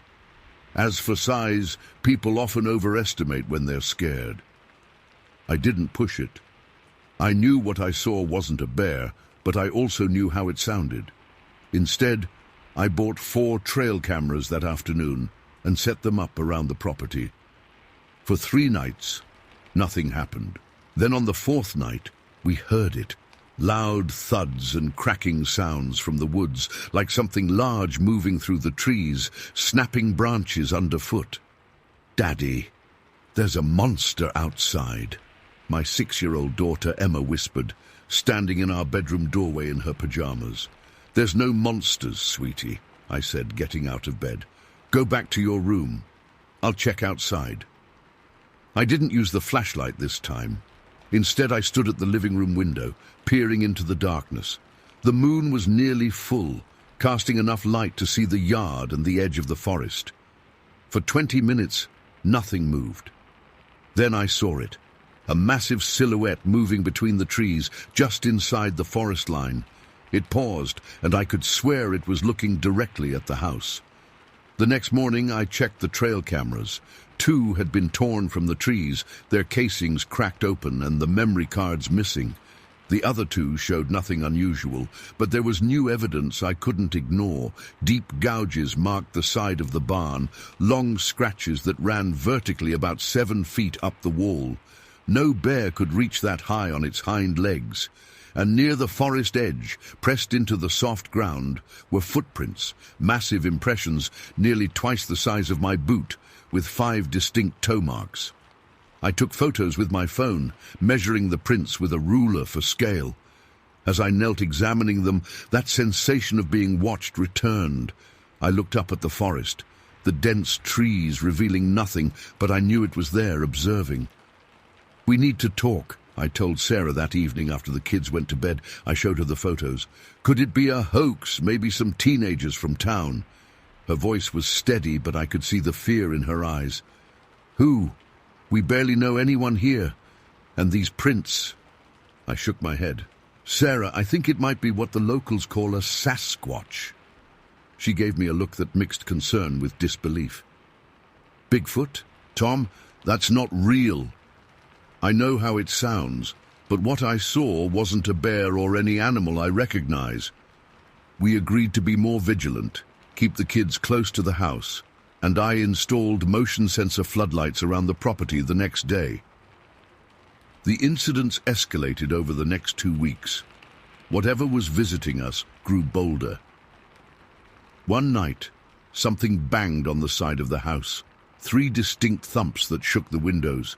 Another night, rocks pelted the roof, too deliberate to be random falling branches. The motion lights triggered frequently, but by the time I'd grab the gun and look outside, there was nothing to see except disturbed underbrush at the forest edge. My son Jake, who at 8 years old had initially been excited about living next to a forest, now refused to play in the yard. "The forest man is watching," he insisted. Emma had nightmares almost nightly. I set up more trail cameras, hiding them better this time. Most captured nothing, but one finally caught something. A blurry image of what looked like a massive arm and part of a torso moving past the camera. The photo was too indistinct to convince anyone, but I knew what it was. Then came the night that changed everything. We were having dinner when Jake pointed out the window. "Dad, Look! Standing just inside the tree line, partially obscured by a pine trunk but clearly visible, was the creature. In the fading evening light, I could make out its massive form. It stood perfectly still, watching our house, watching us through the window. "Get away from the windows," I ordered, grabbing my shotgun from the cabinet. "Take the kids upstairs," I told Sarah, who nodded with wide, frightened eyes. I stepped onto the porch, gun raised. The creature didn't move. It stood about 50 yards away, just inside the forest boundary. Even at that distance, I could tell it was enormous, at least 8 feet tall, covered in dark brown or black hair, with a sloped head that sat directly on massive shoulders, no neck that I could discern. "Get out of here!" I shouted, my voice sounding thin in the open air. It didn't react. I fired a warning shot into the air. The blast echoed through the trees and birds scattered from the canopy. But the creature's reaction chilled me. It simply turned and walked deeper into the forest, unhurried, almost casual. Not scared away, just choosing to leave. That night, Sarah and I had a long conversation. "We can't live like this," she said, her voice breaking. "The kids are terrified. I'm terrified." I nodded, defeat settling heavy in my stomach. "I'll call a realtor tomorrow." We lasted another 3 weeks in that house. During that time, the encounters continued. Claw marks appeared on the porch posts. One morning, we found half a deer carcass at the edge of our yard, its chest cavity torn open, ribs splayed outward. A warning? A gift? I couldn't tell, but I buried it before the kids could see. I tried contacting a local cryptozoologist who had written articles about Sasquatch sightings in the Olympic Peninsula. He seemed excited by my accounts, but offered no real help, besides wanting to set up a research station on our property. I declined. The final straw came on a Tuesday night. Sarah and I were watching TV in the living room when a tremendous impact hit the picture window, hard enough to crack the glass from top to bottom. The sound was like a gunshot, and we both dove to the floor. When I cautiously approached the window, I saw a massive handprint in the dust on the outer glass, a print with 5 distinct fingers, but nearly twice the size of my hand. We moved out within the month. The real estate agent asked why we were selling so soon after moving in, and I muttered something about job relocation. I couldn't bring myself to tell the young couple who bought the place about what we'd experienced. Maybe it would leave them alone. Maybe it had just been curious about us specifically. That was 6 months ago. We're back in the city now, in a suburb of Olympia with close neighbors on all sides and streetlights that burn all night. The kids are doing better. The nightmares have mostly stopped. Sarah seems happy to be back in civilization. But I can't forget those eyes. Intelligent, observant, not the eyes of a mere animal. Sometimes I wake up at night thinking I hear heavy footsteps on the porch or deep breathing outside our window, though I know it's just the residue of fear playing tricks on my mind. I've thought about calling the new owners of our old house just to check if they've had any strange experiences. But what would I say?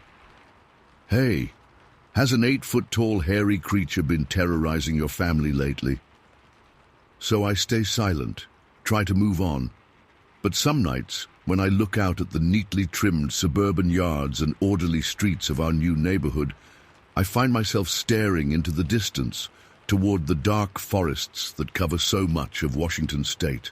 And I wonder if it's still there, watching another family through the windows, testing boundaries, curious about these strange creatures that have entered its territory. And sometimes in my darkest thoughts, I wonder if one night I'll look out our new windows and see those intelligent eyes staring back at me from the shadows between the houses, having followed us all the way from those remote woods to our supposedly safe new home. Because the most terrifying thing wasn't its size or strength. It was the intelligence I saw behind those eyes, the calculated way it escalated its actions, the deliberate nature of its harassment. Like it wasn't just acting on instinct, but with purpose. I keep the shotgun closer now, even in this suburban neighborhood where gunfire would bring police within minutes. Because I know something most people don't, that the line between civilization and wilderness is thinner than we think. And some things from the wild don't respect that boundary at all. Story 9. I should have turned back when the trail disappeared. Should have listened to that voice in my head, warning me I was going too far into unknown territory. But that's the thing about adventure. You convince yourself the reward is worth the risk. Now I'll never see the wilderness the same way again. My name's Jordan Taylor. I've been hiking the backcountry around Pike County for most of my 32 years. Last fall, I decided to explore a remote lake I'd spotted on satellite images, but couldn't find on any official trail maps. The locals mentioned it existed, calling it Dead Echo Lake, because sound supposedly didn't travel right across its waters. Sounded like superstitious nonsense to me. I figured it was just rarely visited because of how damn difficult it was to reach. I set out at dawn on a crisp October morning, my pack loaded with the essentials: water filter, dehydrated meals, first aid kit, headlamp, extra layers. The first 2 hours followed established Forest Service trails, easy hiking through pine and hardwood forest, the ground carpeted with fallen leaves that crunched beneath my boots. The air smelled of earth and decay, that specific autumn scent I've always loved. When I reached the point where I needed to head off trail, I double-checked my GPS coordinates and compass. The topographical map showed a demanding route ahead, a steep climb followed by a ridge walk before descending to the lake basin. The bushwhacking started immediately. Thorny undergrowth grabbed at my pants, branches slapped my face, sweat soaked through my shirt despite the cool temperature. The third hour brought steeper terrain that had me using my hands to scramble up rock faces. My breathing grew heavy, lungs burning with each uphill push. I stopped frequently to drink water and check my bearings. The forest grew denser. Sunlight filtered through the canopy in narrow beams. I noticed fewer signs of human presence. No cut branches, no old fire rings, no trail blazes. During the fourth hour, the environment changed noticeably. The vegetation became almost prehistoric, thick ferns and moss covering everything. Massive nurse logs hosted entire communities of fungi and smaller plants.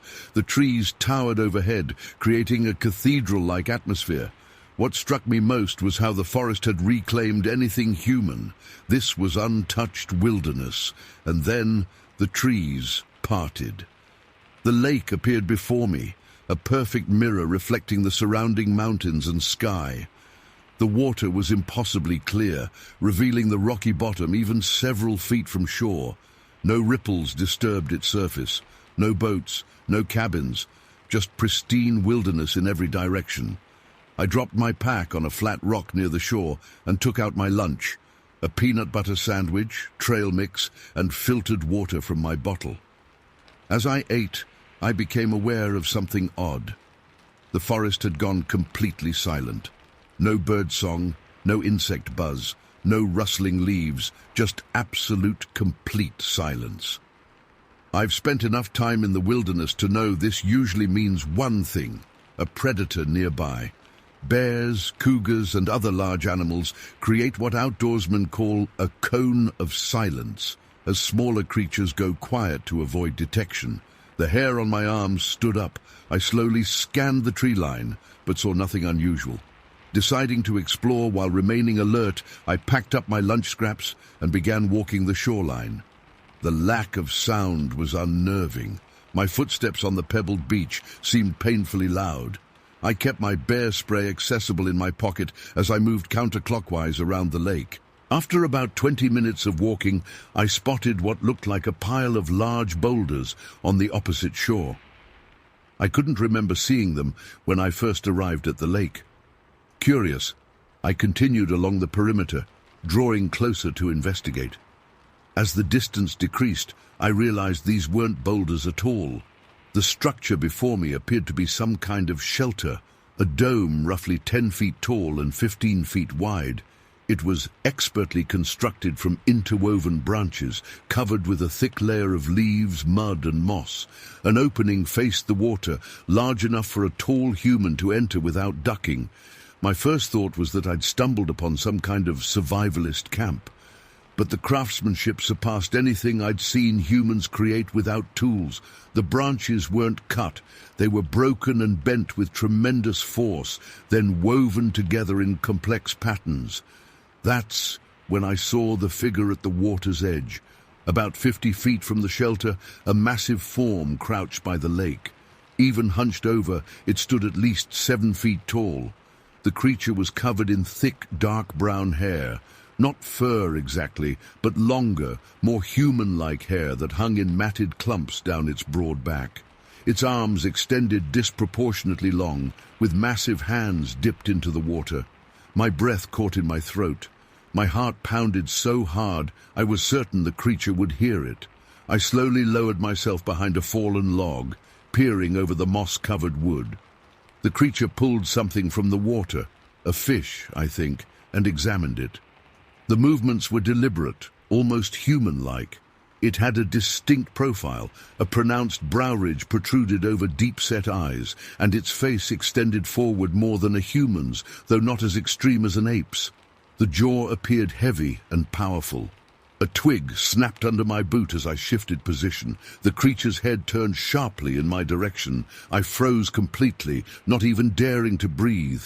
It stared toward my hiding spot for what felt like minutes, but was probably only seconds before returning its attention to the water. That's when I noticed movement at the shelter entrance. 2 smaller figures emerged, cautiously at first, then with increasing confidence as they spotted the larger one by the water. These juveniles stood perhaps 5.5 feet tall, roughly my height, but with similar proportions to the adult. Their hair was lighter, a reddish-brown color, and not as long or matted. The young ones approached the adult, moving with a distinctive gait, bent slightly forward at the waist, but fully bipedal. Their arms swung loosely at their sides, occasionally touching the ground when they moved quickly. They appeared to communicate through a series of low grunts and hand gestures. The adult acknowledged them with a rumbling sound from deep in its chest. I couldn't see facial expressions from my position, but the body language seemed affectionate. The adult handed something to the juveniles, probably the fish it had caught.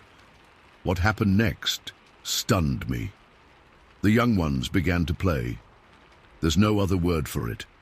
They splashed in the shallow water, chasing each other around the adult who watched attentively. They wrestled, tumbled, and climbed over rocks. Occasionally, when they ventured too far, the adult would make a low call, and they'd return closer. I remained motionless, barely breathing, transfixed by the scene before me. These weren't monsters. This was a family. Time seemed to stretch and compress simultaneously. I had no idea how long I watched them. Maybe 30 minutes, maybe an hour. The sun shifted position. My legs cramped from remaining still, but I dared not move. Eventually, one of the younger creatures paused during their play. It stood upright, looking directly toward my hiding spot. I couldn't tell if it saw me specifically or just sensed something different in the environment. Its head tilted slightly, a remarkably human gesture of curiosity. The adult immediately noticed this behavior change. It issued a sharp grunt, different from the previous vocalizations. The young one turned back immediately, displaying clear obedience. Then the adult rose to its full height.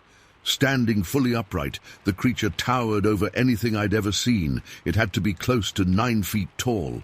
The broad shoulders and barrel chest tapered to a narrower waist. Powerful legs supported the massive frame. The adult scanned methodically across the shoreline, looking in my direction longer than elsewhere. I pressed myself flatter against the ground, hardly daring to blink. The creature's gaze seemed to penetrate right through my hiding place. After what felt like forever, it turned away and produced a deep vocalization, 3 distinct notes that resonated across the lake. The young ones immediately ceased their play and hurried toward the shelter. They disappeared inside with a quickness that surprised me. The adult remained outside, watching the shoreline for several more minutes before backing slowly toward the shelter entrance. It ducked inside, but I could see movement in the shadows of the opening. They knew something was out there. They knew I was watching. I remained frozen for at least 30 more minutes until my muscles screamed in protest. The shelter showed no further activity.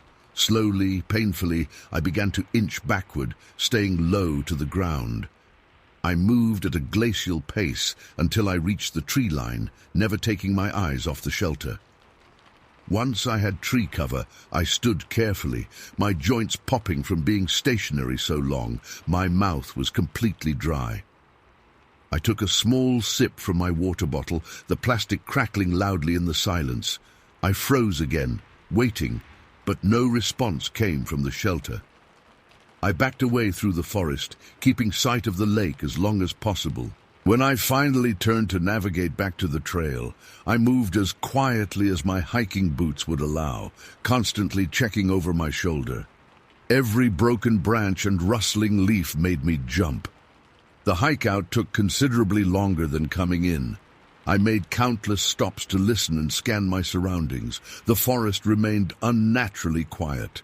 The sense of being watched stayed with me until I reached the established trail again.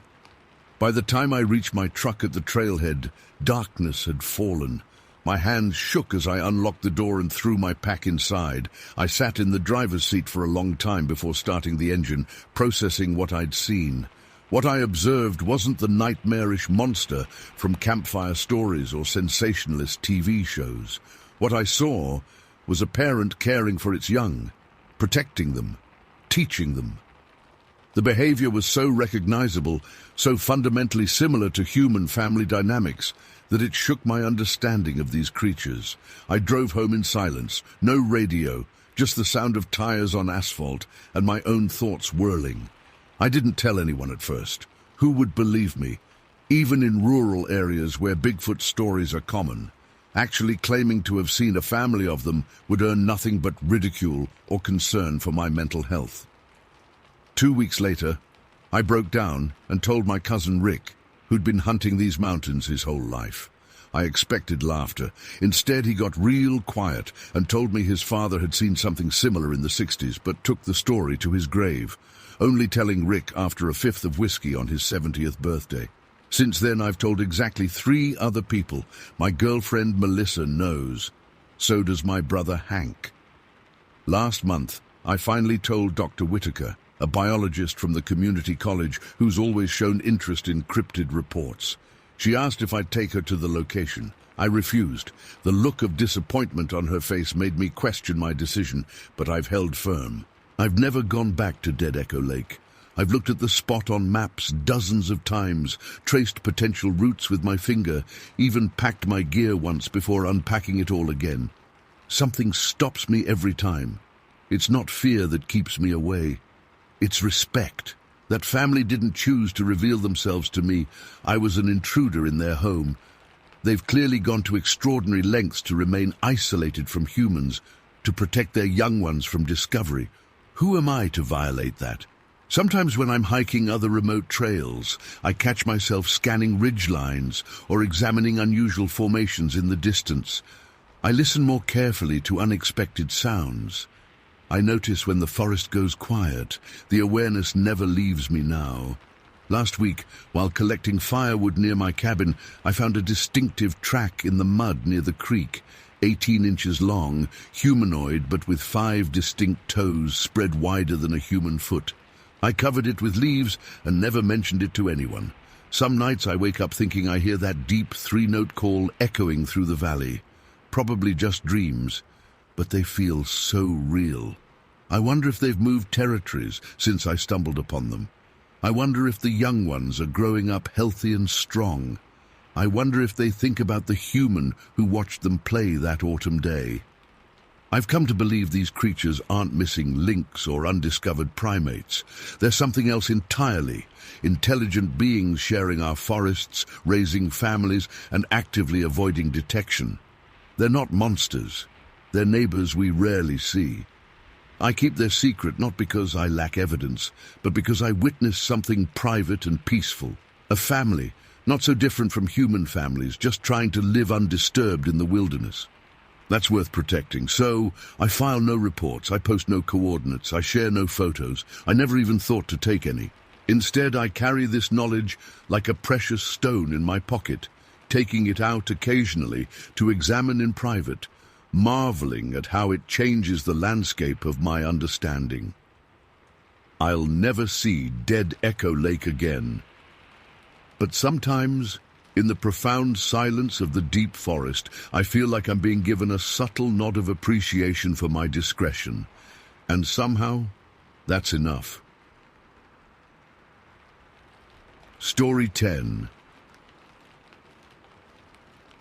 The woods went quiet as we pushed deeper into the trees. Not the peaceful kind of quiet, the kind that makes your skin tighten and the hair on your neck stand up. My squad felt it too. I could see it in their rigid postures, their eyes darting between shadows that stretched longer as the sun dipped below the tree line. "Cooper, you really think there's something out here?" Private Jenkins whispered, his voice unnaturally loud in the silence. "Locals wouldn't have called it in if there wasn't," I replied, keeping my voice low. 23 reports of livestock mutilations in the past month. Whatever's doing it, it's getting bolder. I was Sergeant Alex Cooper, leading a 6-man patrol from our base into the forests of Pike County. The year was 2007, and I'd been stationed at this remote outpost for 16 months. Nothing much happened here until 3 weeks ago when the first reports started coming in. The mission brief had been vague: investigate unusual activity, possible predator, reassure the locals, standard procedure.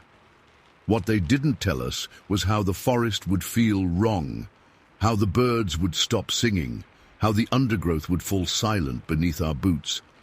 "Check this out, Sarge." Corporal Martinez's voice broke through my thoughts. He stood beside a massive oak, pointing upward. I approached, shining my flashlight where he indicated. Long, deep gouges ran through the bark, at least 8 feet off the ground. 4 parallel lines, each groove deep enough to fit my finger. "Bear?" Private Wilkins suggested, but his tone betrayed his doubt. I shook my head. "Bears climb with their whole paw. These are something else." "Something with claws," Martinez added, his hand instinctively tightening around his rifle. We pressed forward. The daylight was fading fast now, the forest floor darkening to deep blue shadow. Our night vision gear gave us an advantage, but it also transformed the woods into an eerie green landscape that made ordinary shapes seem alien. "Footprints!" Specialist Thompson called out, kneeling at the edge of a muddy depression near a small stream. We gathered around. What we saw wasn't a footprint, it was more like a crater in the soft earth. Massive, easily twice the size of my boot, with distinct toe impressions at the front. Whatever made it was heavy enough to sink deep into the mud. "Jesus!" Jenkins breathed. "What weighs that much?" "Something big," I replied, measuring the print with my hand. "And it came through here recently. Mud hasn't dried." I keyed my radio. "Base, this is Sierra 1. We found unusual tracks and markings consistent with a large predator. Continuing to investigate. Over." The radio crackled with static before the response came through. "Sierra 1, base, acknowledged. Maintain contact, out." As we moved deeper into the forest, the spaces between trees widened slightly. We approached a small clearing, maybe 30 yards across. The faint moonlight penetrated the canopy here, casting everything in silver-blue light. That's when the smell hit us. Thick, heavy, like wet dog mixed with spoiled meat, and something else I couldn't identify. It was so powerful that Private Ramirez gagged audibly.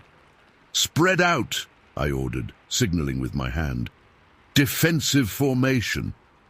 We moved into position, forming a loose semicircle facing the far side of the clearing. The odor grew stronger, accompanied by an unnatural stillness. No insects chirping, no leaves rustling. Just 6 men breathing too fast, weapons trained on the darkness. Then we heard it, a deep, rumbling growl that seemed to come from everywhere and nowhere. It was unlike anything I'd ever heard, lower than a bear, more guttural than a wolf. It vibrated in my chest cavity. "The fuck was that?" Thompson whispered. I didn't answer. I was listening to the heavy footfalls approaching from the east side of the clearing, slow, deliberate steps that made the ground vibrate subtly beneath my boots.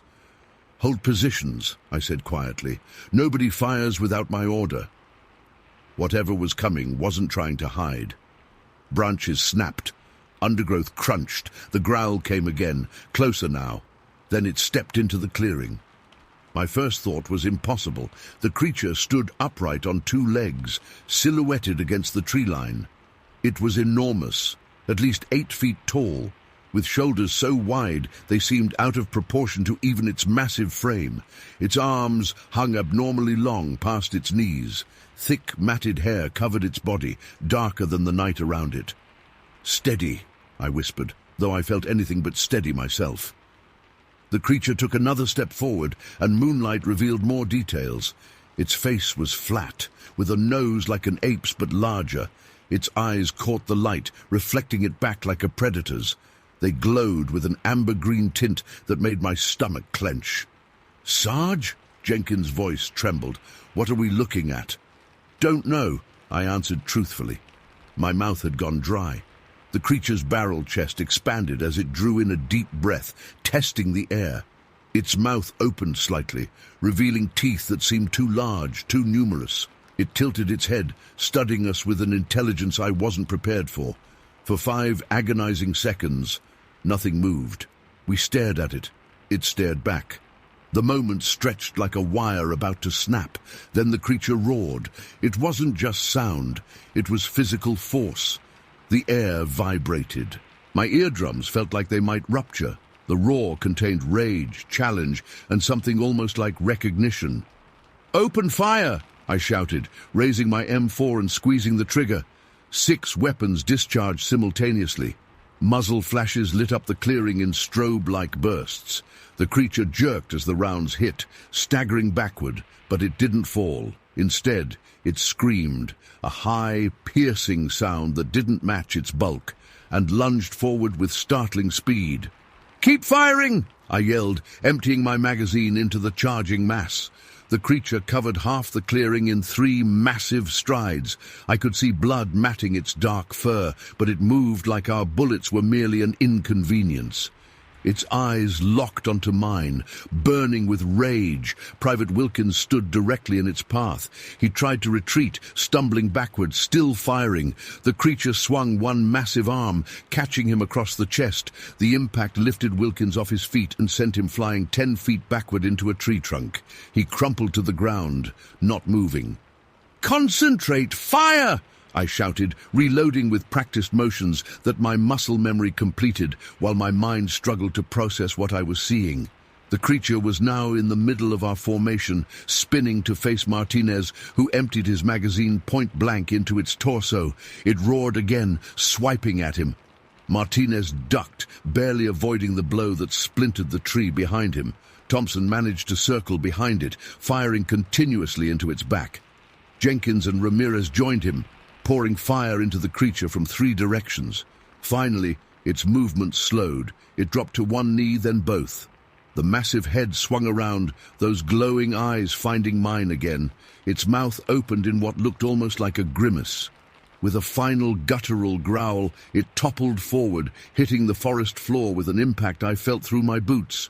"Cease fire!"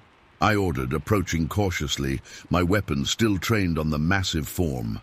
"Thompson, check Wilkins." Blood pooled beneath the creature, black in the moonlight.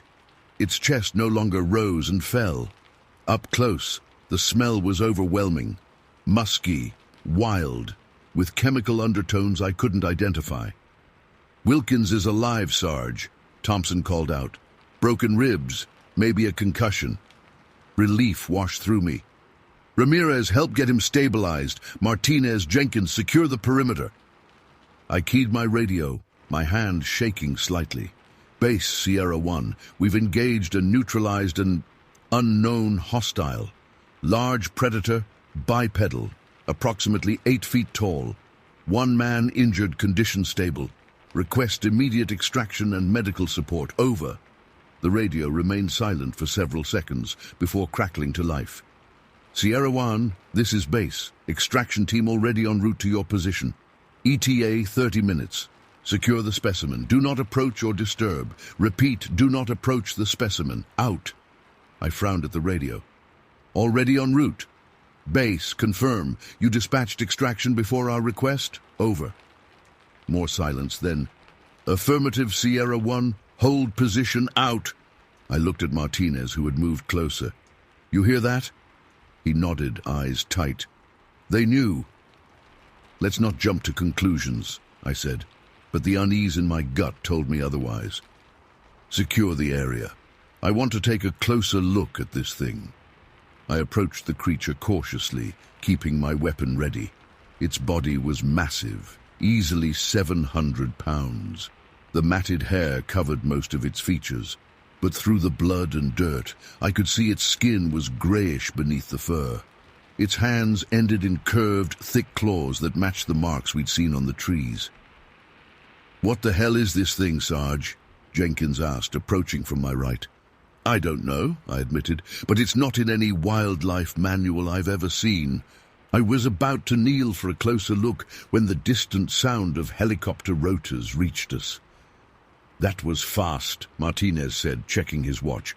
Only been 18 minutes. The helicopter noise grew louder, accompanied by the rumble of vehicles moving through the forest. Within minutes, headlights cut through the trees as 3 black SUVs with no markings forced their way into the clearing. The helicopter circled overhead, its spotlight sweeping across us. Men in black tactical gear poured from the vehicles, moving with practiced efficiency.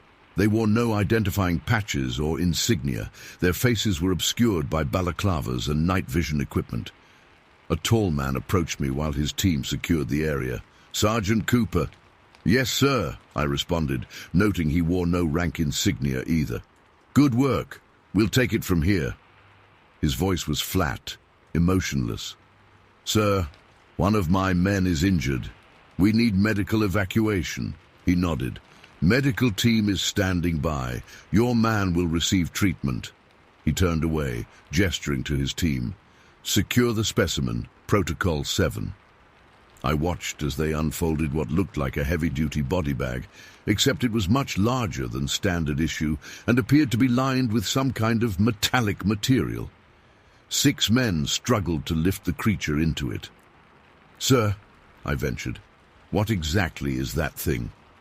He turned back to me, his face expressionless behind tactical goggles. That's not your concern, Sergeant. With all due respect, sir, my men engaged and neutralized that target. One of us is injured. I think we deserve to know. His posture stiffened slightly. You didn't see anything, Sergeant. You responded to reports of an aggressive bear.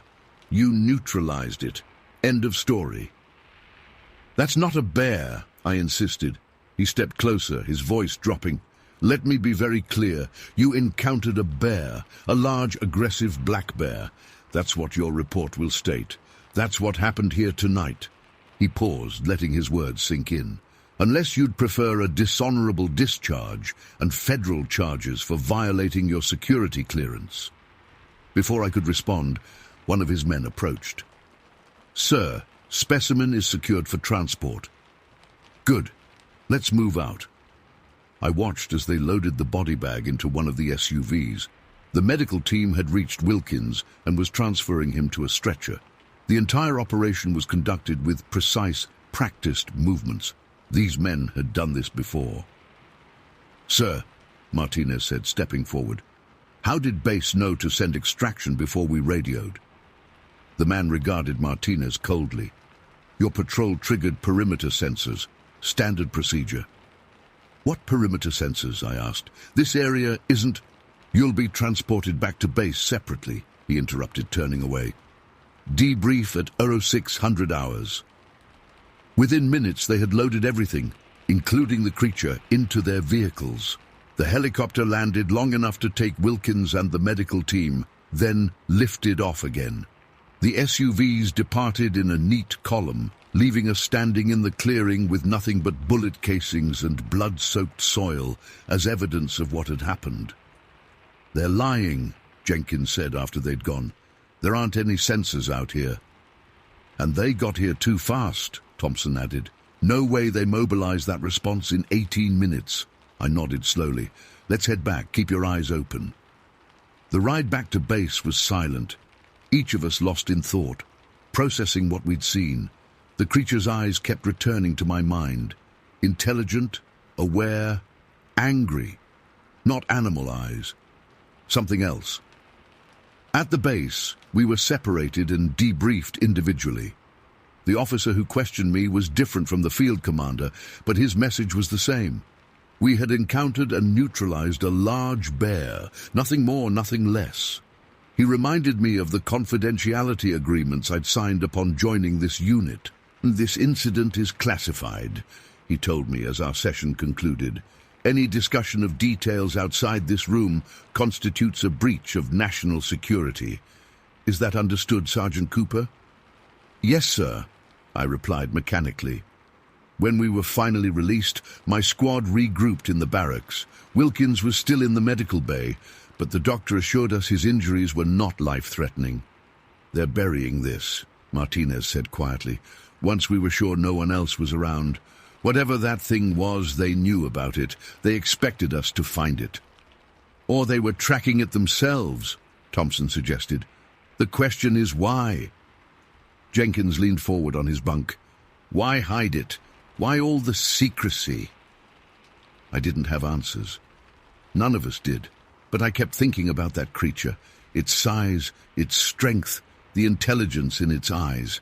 And I wondered how many other patrols had encountered similar things, only to be silenced and their reports classified.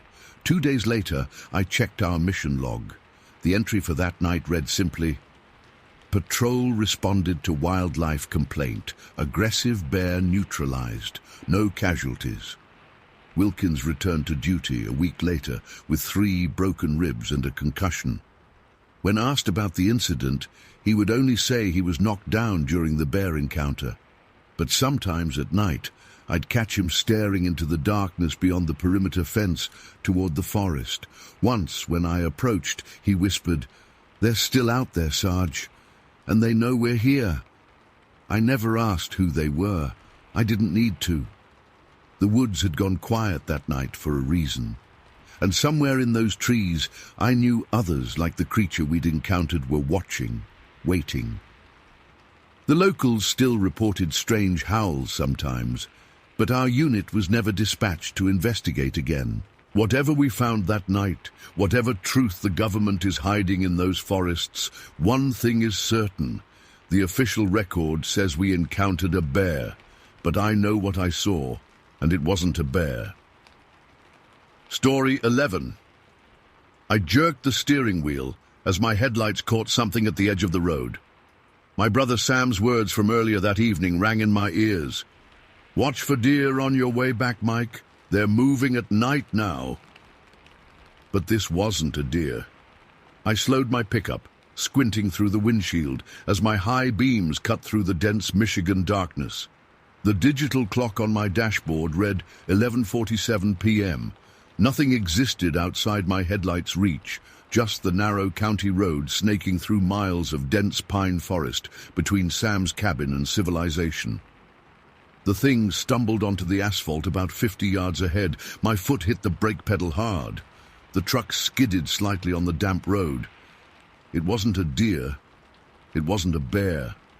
It wasn't anything I recognized. 7 feet tall at minimum, covered in dark brown hair. No, not hair. A thick coat that hung from its massive frame. The creature moved with an awkward, pained gait, dragging its right leg. Each labored step looked agonizing. "What the hell?" I whispered. my breath fogging the window. The creature stopped in the middle of the road, turning toward my headlights. Its face, Jesus Christ, its face was almost human. Not like a mask or costume, but a real face with features that registered actual emotion. Deep-set eyes under a pronounced brow ridge, a broad, flat nose, and its mouth, partially open to reveal sharp teeth that gleamed yellow in my high beams. But it was the eyes that got me. Wide, alert, intelligent, and filled with naked fear. Our gazes locked for 3, maybe 4 seconds. Recognition passed between us, 2 thinking beings assessing each other. The giant swayed slightly, its massive chest heaving with each breath. Blood matted the fur on its injured leg. It broke eye contact first, looking nervously back toward the tree line it had emerged from. Then, with surprising quietness for something so large, it limped across the road and disappeared into the forest on the other side. I sat gripping the steering wheel, knuckles white, trying to process what I'd just seen. A Bigfoot. A goddamn Bigfoot. There wasn't another name for it. Movement from where the creature had first appeared caught my attention. Something else was coming out of the woods. My throat closed up as a second figure emerged from the trees. Not as tall as the first, about 6 feet, but lean and muscular, built for speed. It moved with shocking fluidity, almost gliding onto the road. This one was covered in short, dark fur, too. But there the similarity ended. Its head was wrong. All wrong. Elongated, with a wolf-like snout and pointed ears that stood upright scanning, but it walked on 2 legs with unsettling ease, its arms hanging at its sides, ending in hands, not paws, with long curved claws. It stopped exactly where the Bigfoot had stood moments earlier, its head swiveled, nose working the air. Then it turned those eyes toward me, bright yellow eyes that reflected my headlights like a coyote's, but with an awareness that no normal animal possessed. It knew I was watching. The creature's lips pulled back, revealing rows of teeth designed for tearing flesh. A deep, rolling growl reached me, even through my closed windows and over the idling engine. The sound vibrated in my chest and shot ice water through my veins. Without taking those terrible eyes off me, it sniffed the air again, then turned toward where the Bigfoot had disappeared. In one fluid motion, it dropped to all 4s and bounded across the road with frightening speed, vanishing into the same section of trees. I sat frozen, unable to move for what felt like hours, but must have been only minutes. My hands trembled on the wheel, sweat soaked through my shirt despite the cold night. When I finally managed to shift into drive, I floored it. The tires spun on the wet asphalt before catching, and the truck shot forward. I drove 20 miles over the speed limit the whole way home, checking my mirrors constantly, half expecting to see yellow eyes gaining on me. I didn't sleep that night. Sat at my kitchen table with all the lights on, a mug of cold coffee in front of me, and my dad's old shotgun across my lap. Every creak in my small house made me flinch. As dawn broke, I fired up my laptop. My hands still shook as I typed Bigfoot, Michigan into the search bar. Hundreds of results popped up. Sightings, research groups, blurry photos. Nothing new, nothing I hadn't seen on TV shows about cryptids and mysteries. Then I tried Wolfman, Michigan. The 5th result down stopped me cold. The Michigan Dogman. Legend or reality? I clicked it and found myself on a site documenting sightings of a creature described as half man, half wolf, standing upright on 2 legs, reported primarily in the northern part of the Lower Peninsula, exactly where I was. First documented in 1887 near Wexford County. Described as 6 to 7 feet tall, covered in fur with a canine head, yellow eyes that glow in darkness. The descriptions matched precisely what I'd seen. Every detail aligned with dozens of accounts spanning more than a century. The site called it Dogman. I sat back, rubbing my face with trembling hands. The coffee in my stomach turned sour. What stuck with me, beyond the shock of seeing these things, was the dynamic between them. The Bigfoot was running. The dogman was hunting. I'd witnessed prey and predator, a chase between two creatures that weren't supposed to exist. 3 days passed. I called in sick to the construction site where I worked. Couldn't focus, couldn't sleep without seeing those yellow eyes. Every time I closed my eyes, I saw the fear on the Bigfoot's face, an expression too human to ignore. On the 4th day, my brother Sam called. "Mike, you okay? Heard you missed work." "Yeah, just a bug or something," I lied, pacing my living room. "You sound weird. Something happened on your drive home the other night." I froze mid-step. "Why would you ask that?" A pause on the line.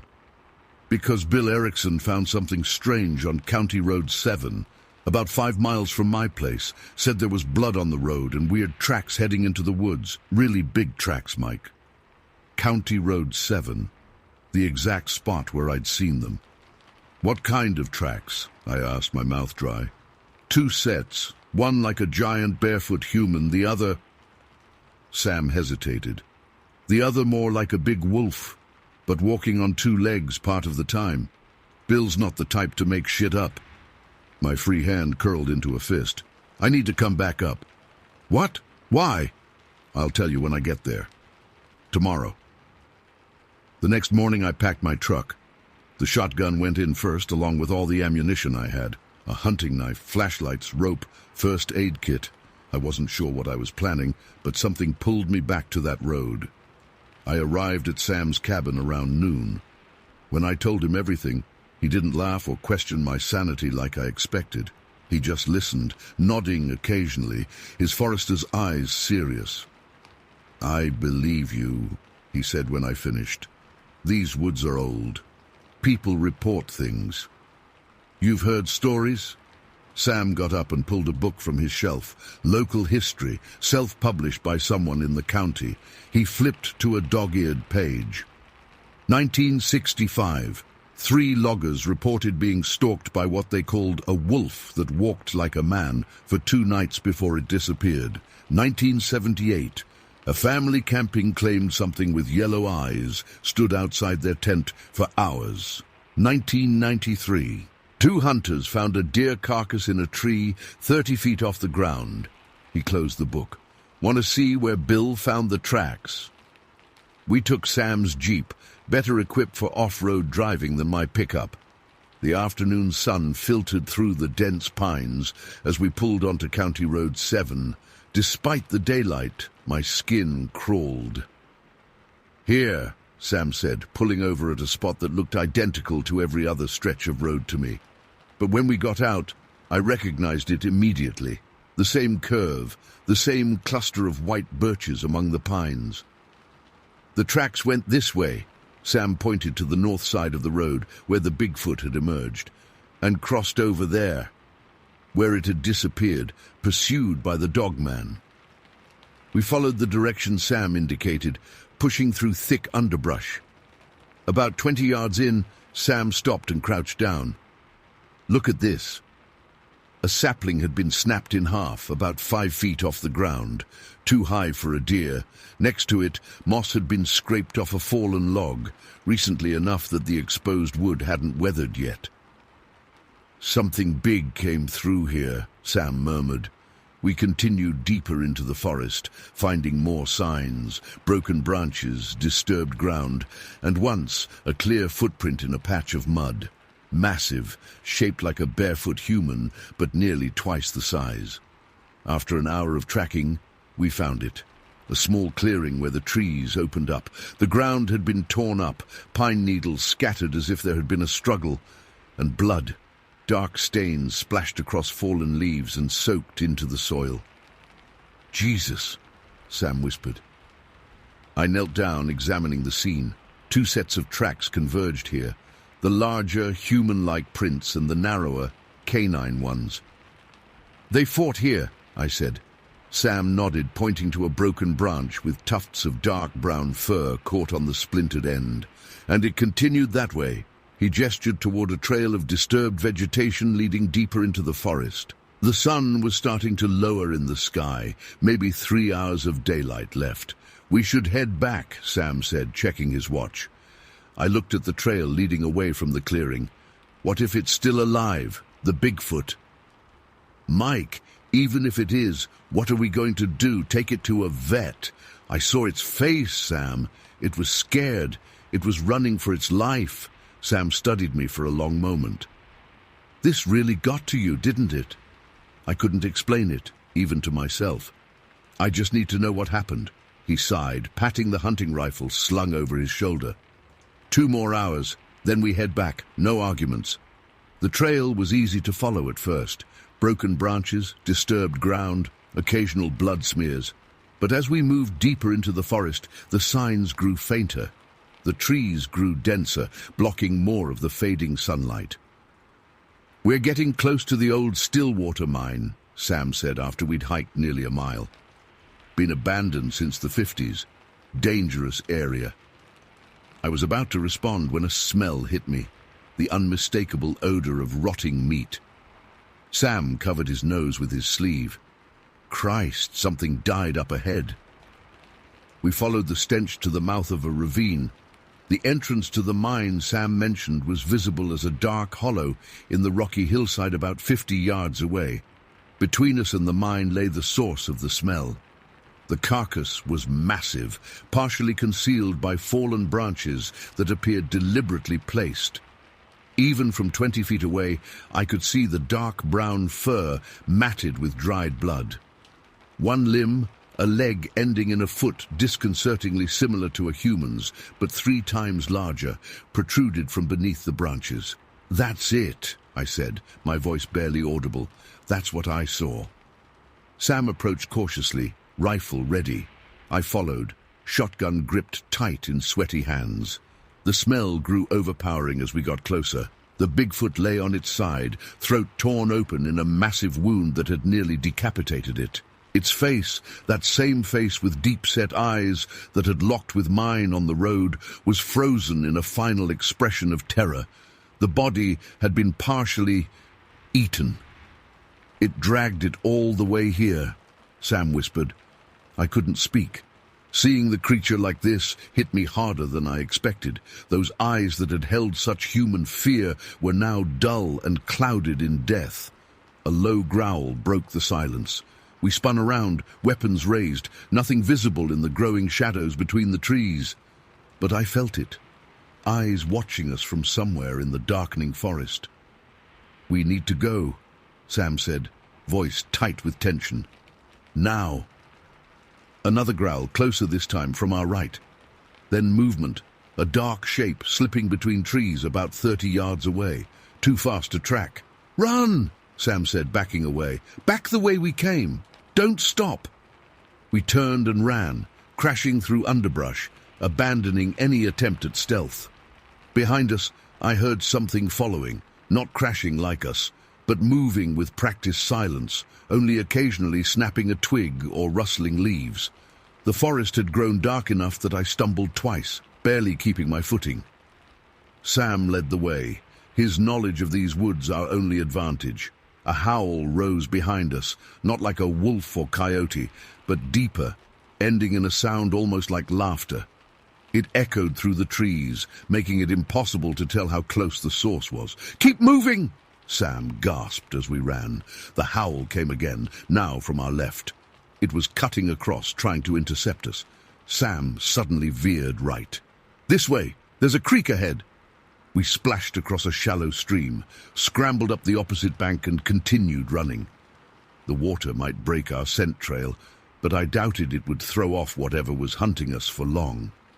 The forest suddenly opened up, and I recognized we were back at the road. Sam's jeep sat where we'd left it, now bathed in the deep purple light of dusk. We reached the vehicle, hands fumbling with the doors. As Sam started the engine, I looked back toward the forest edge. There it stood, exactly as I'd seen it before, lean, muscular body covered in dark fur, standing upright on 2 legs. Its yellow eyes reflected the jeep's taillights as it watched us from just inside the tree line. "Sam," I said, voice cracking, "look." He glanced in the rearview mirror and swore, "Jesus Christ!" The dogman's mouth opened in what almost looked like a smile, revealing rows of gleaming teeth. It raised one clawed hand and seemed to wave, a mockingly human gesture that chilled me to the bone. Sam floored the accelerator and we shot down the road. In the side mirror, I watched the creature until it disappeared from view, standing at the edge of its territory, making no move to follow us onto the open road. That was 3 months ago. I've moved in with Sam temporarily, taking a construction job in the small town near his cabin. We haven't gone back to that part of the forest. Haven't told anyone else what we saw except Bill Erickson, who just nodded like we'd confirmed something he already knew. I drive to work every day, taking a route that adds 20 minutes to avoid County Road 7. At night, I still see those yellow eyes in my dreams. Sometimes the Bigfoot is there too, still running, still afraid. Yesterday, a hiker was reported missing in the forest near the old Stillwater mine. Search parties have found nothing. They're expanding the search area tomorrow. Sam and I won't be joining them. We know some territories aren't meant for humans. We know what waits in those woods, and we know exactly what happened to that hiker. Story 12. The pine smell hit my nostrils as soon as Dad's station wagon turned into Northwood State Park. That familiar scent of summer camping trips meant freedom. 2 whole days, without homework, bedtimes, or Mom nagging about dirty sneakers on the carpet. I pressed my face against the window, watching thick forests blur past as we drove deeper into the park. My cousin Matt sat beside me, our fishing gear rattling around in the trunk with each bump in the gravel road. "You boys excited about catching some walleye tomorrow?" Uncle Steve called from the driver's seat of the car ahead of us. "Yes, sir," I yelled back, though fishing wasn't what I looked forward to most. It was Memorial Day weekend, 1993. I had just turned 10 3 weeks earlier, and Matt was 11. This marked our 4th annual Mitchell family camping trip, a tradition that started when I was 7. The adults considered it quality family time, but for Matt and me, these weekends were about adventure, exploring trails, skipping rocks across Lake Northwoods, and staying up late eating burnt marshmallows, while Uncle Steve told ghost stories that Mom pretended to disapprove of. Camp setup went the same as always. Dad and Uncle Steve arguing about the best way to pitch tents, while Matt and I unloaded coolers. Aunt Donna organizing supplies with military precision, Mom spreading tablecloths and unpacking the food while telling us to stop running around and help. "Jake, get over here and help your father," Mom called as I edged toward the trail that led down to the water. "Coming," I said, dragging my feet back to our campsite. By late afternoon, we'd established our temporary home, 2 family tents, a screened canopy covering the picnic table, and the fire pit already stacked with wood for evening. The late May sun hung bright in the sky, promising at least 3 more hours of daylight. After dinner, hot dogs cooked over open flames, Matt nudged my shoulder. "Want to ride bikes to the headwaters?" he whispered, making sure the adults were too busy with cleanup to hear. The headwaters of the Mississippi River started right here in the park, where water first trickled out of Lake Northwoods. We'd visited last year with our parents, but never alone. "We'll be back before dark," I said loudly enough for Mom to hear. Dad looked up from scrubbing a pot. "Stay on the main trails and take those walkie-talkies we bought you." "Got it," Matt replied, already backing his blue Schwinn out from between the tents. I grabbed my own bike, a red Huffy with black hand grips I'd gotten for my birthday, and clipped the walkie-talkie to my belt. The device made me feel grown-up, trusted. We pedaled down the campground loop, past RVs and tents where other families sat in folding chairs. The evening air carried the sound of slamming car doors, sizzling grills, and kids laughing. Once we hit the paved trail that connected the campground to the rest of the park, Matt stood up on his pedals and took off. "Race you!" he called over his shoulder. I pumped my legs harder, the wind rushing through my bowl-cut hair. Trees whipped past on either side as we raced along the smooth black path. A wooden sign marked the turnoff for the Mississippi Headwaters Trail, and we skidded to a stop, leaving twin black marks on the pavement. "I totally won," Matt said, breathing hard. "No way! It was a tie." We locked our bikes at the rack near the trailhead and continued on foot.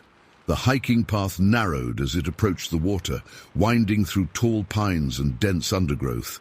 Wooden boardwalks carried us over marshy spots where the ground grew soggy.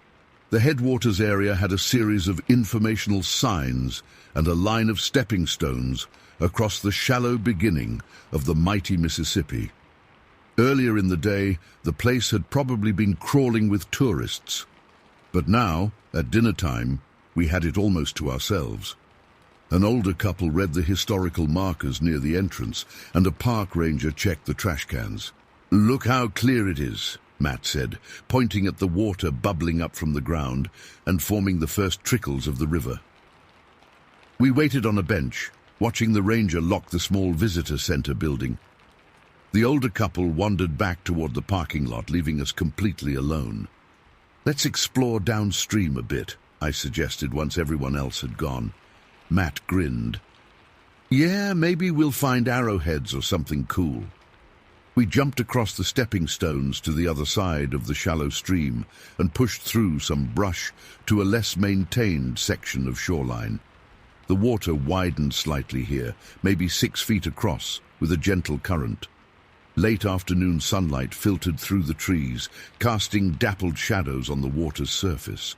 I kneeled by the edge, picking through rocks and pebbles. "My science teacher said you can find fossils in rocks around here sometimes." "Awesome. What kind?" "Like ancient shell things and stuff from when this was all underwater." We spent 20 minutes or so examining interesting stones, tossing the ordinary ones into the water with satisfying plunks. The sun dipped lower, not yet setting but warming the forest with golden light. Birds called from the trees, chickadees, a distant woodpecker, the cry of a hawk. Then I heard something different. "Yoo-hoo!" I stopped, a smooth black stone still clutched in my hand. The sound had been clear and distinct, like a whistle, but with a specific melody. 2 notes, the second higher than the first. "Did you hear that?" I asked Matt. "Hear what?" "That whistle. Like yoo-hoo." Matt shrugged. "Probably just a bird." I nodded, but something about the sound caught my attention. Last year, I'd gotten really into bird watching after Mrs. Peterson, my 4th grade teacher, did a unit on local wildlife. I'd memorized the calls of most Minnesota birds, but this didn't sound familiar. Yoo-hoo! There it was again, from somewhere deeper in the forest across the stream. "That's it," I said. "What kind of bird makes that sound?" Matt looked up from the rock he was examining. "I don't know. Try whistling back." I pursed my lips and imitated the sound. Yoo-hoo. Silence for 10 seconds. Then, yoo-hoo. I grinned and whistled back again. This time the response came quicker.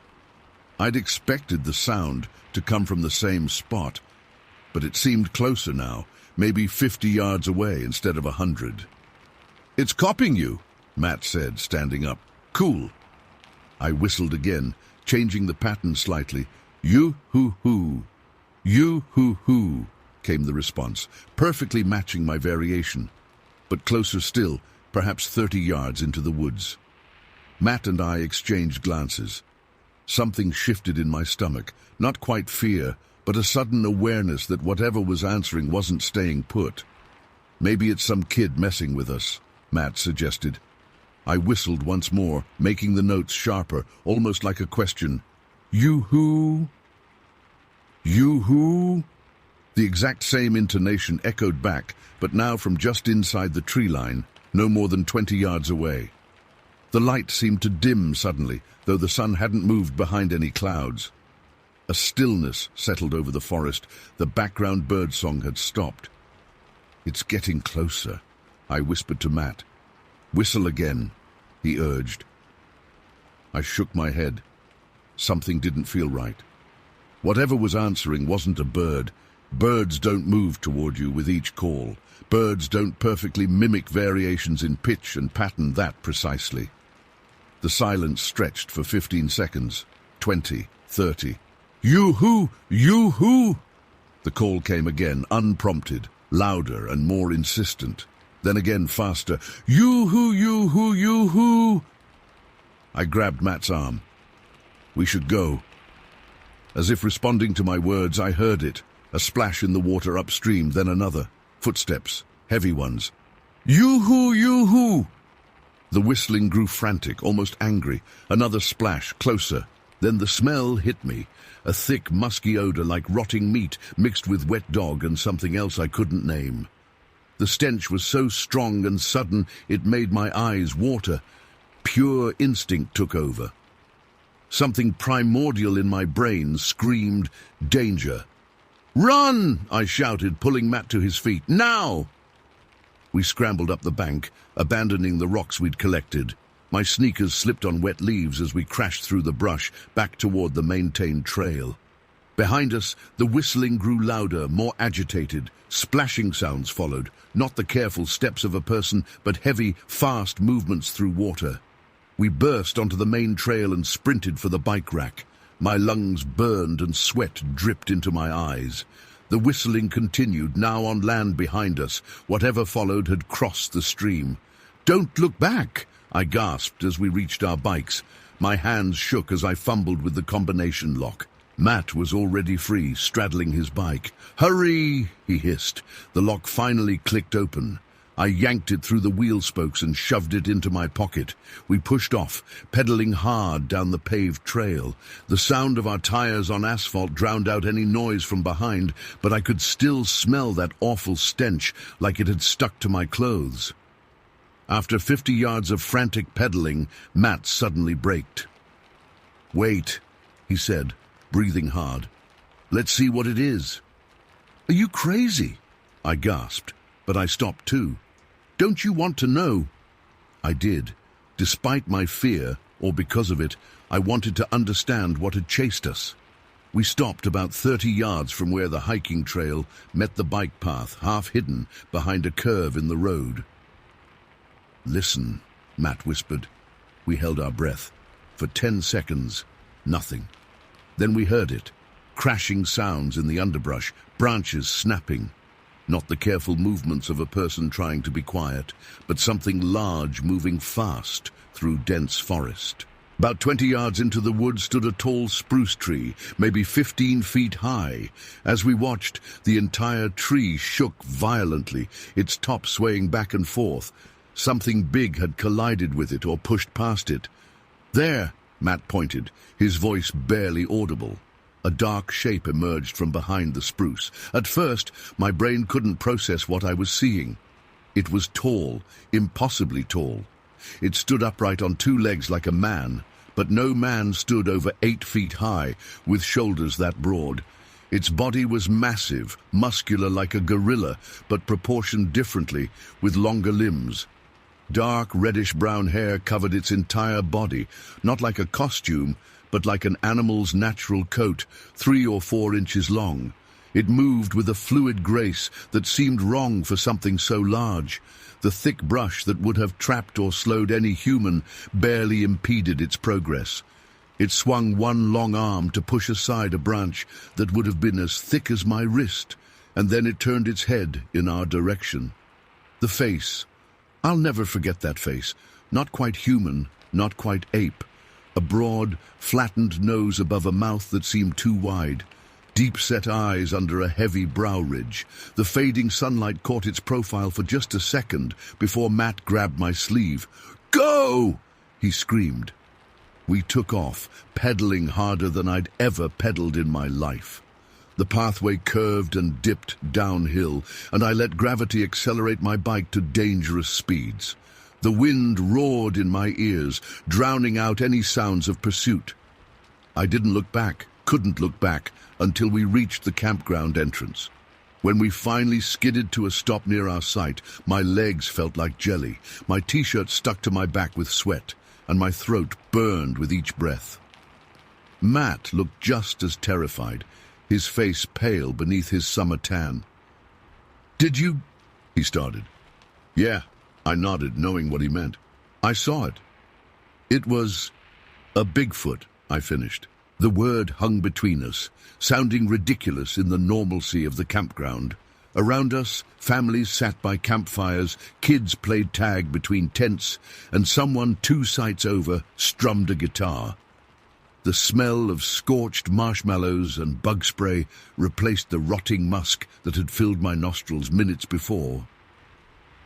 We walked our bikes the final stretch to our campsite, where the adults sat in folding chairs around the fire, beer cans in hand. "There they are," Mom called. "Just in time for s'mores." Dad looked up from poking the fire. "Everything okay? You boys look like you've seen a ghost." Matt and I exchanged glances, then words tumbled out of both of us at once. "We saw a Bigfoot. It was huge. It whistled like this, at least 8 feet tall. It chased us. Reddish-brown hair all over." Uncle Steve's laugh cut through our frantic explanations. "Whoa, slow down there, guys. A Bigfoot?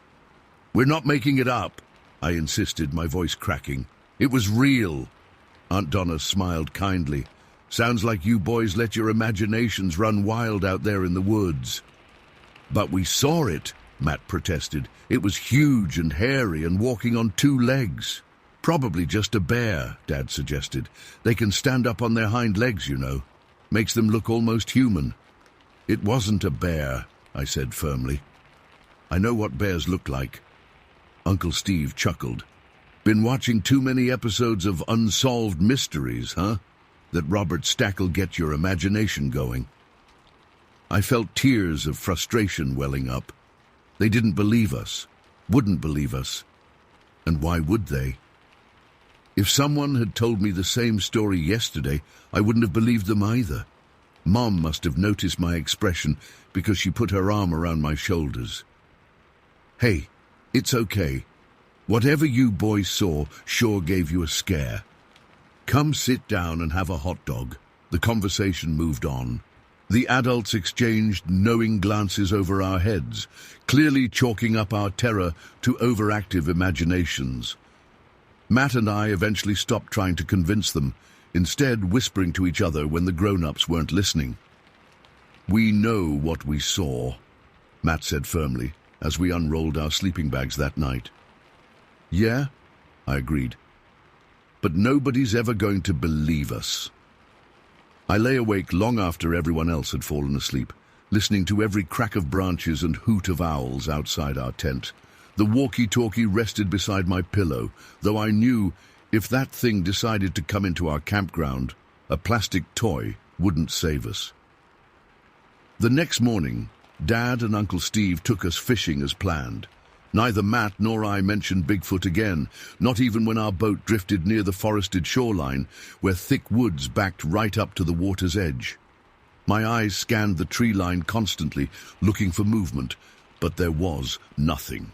For the rest of the weekend, we stayed close to the campsite. No more bike adventures, no more exploring alone. When we packed up on Monday afternoon, I felt relieved to be heading home. In the years that followed, Matt and I referred to it privately as the Whistler.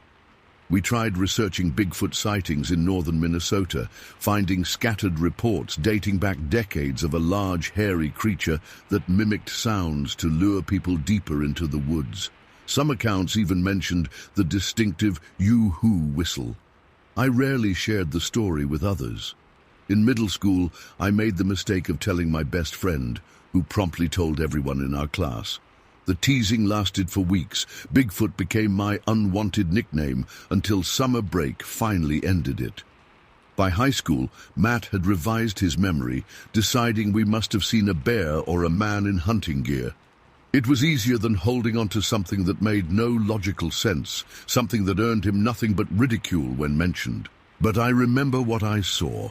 I planned that stop on our bikes deliberately. I wanted to see what was chasing us, to confirm it wasn't just my imagination running wild. What emerged from those woods wasn't human. It wasn't a bear. It wasn't anything I could explain away with rational thought. I'm 39 now, with kids of my own. We camp sometimes, but never at Northwood State Park. When my son asks why, I tell him there are better fishing spots elsewhere. He doesn't need to know about the Whistler. He doesn't need to lie awake in his tent, listening for that distinctive yoo-hoo coming from the darkness beyond the campfire's light.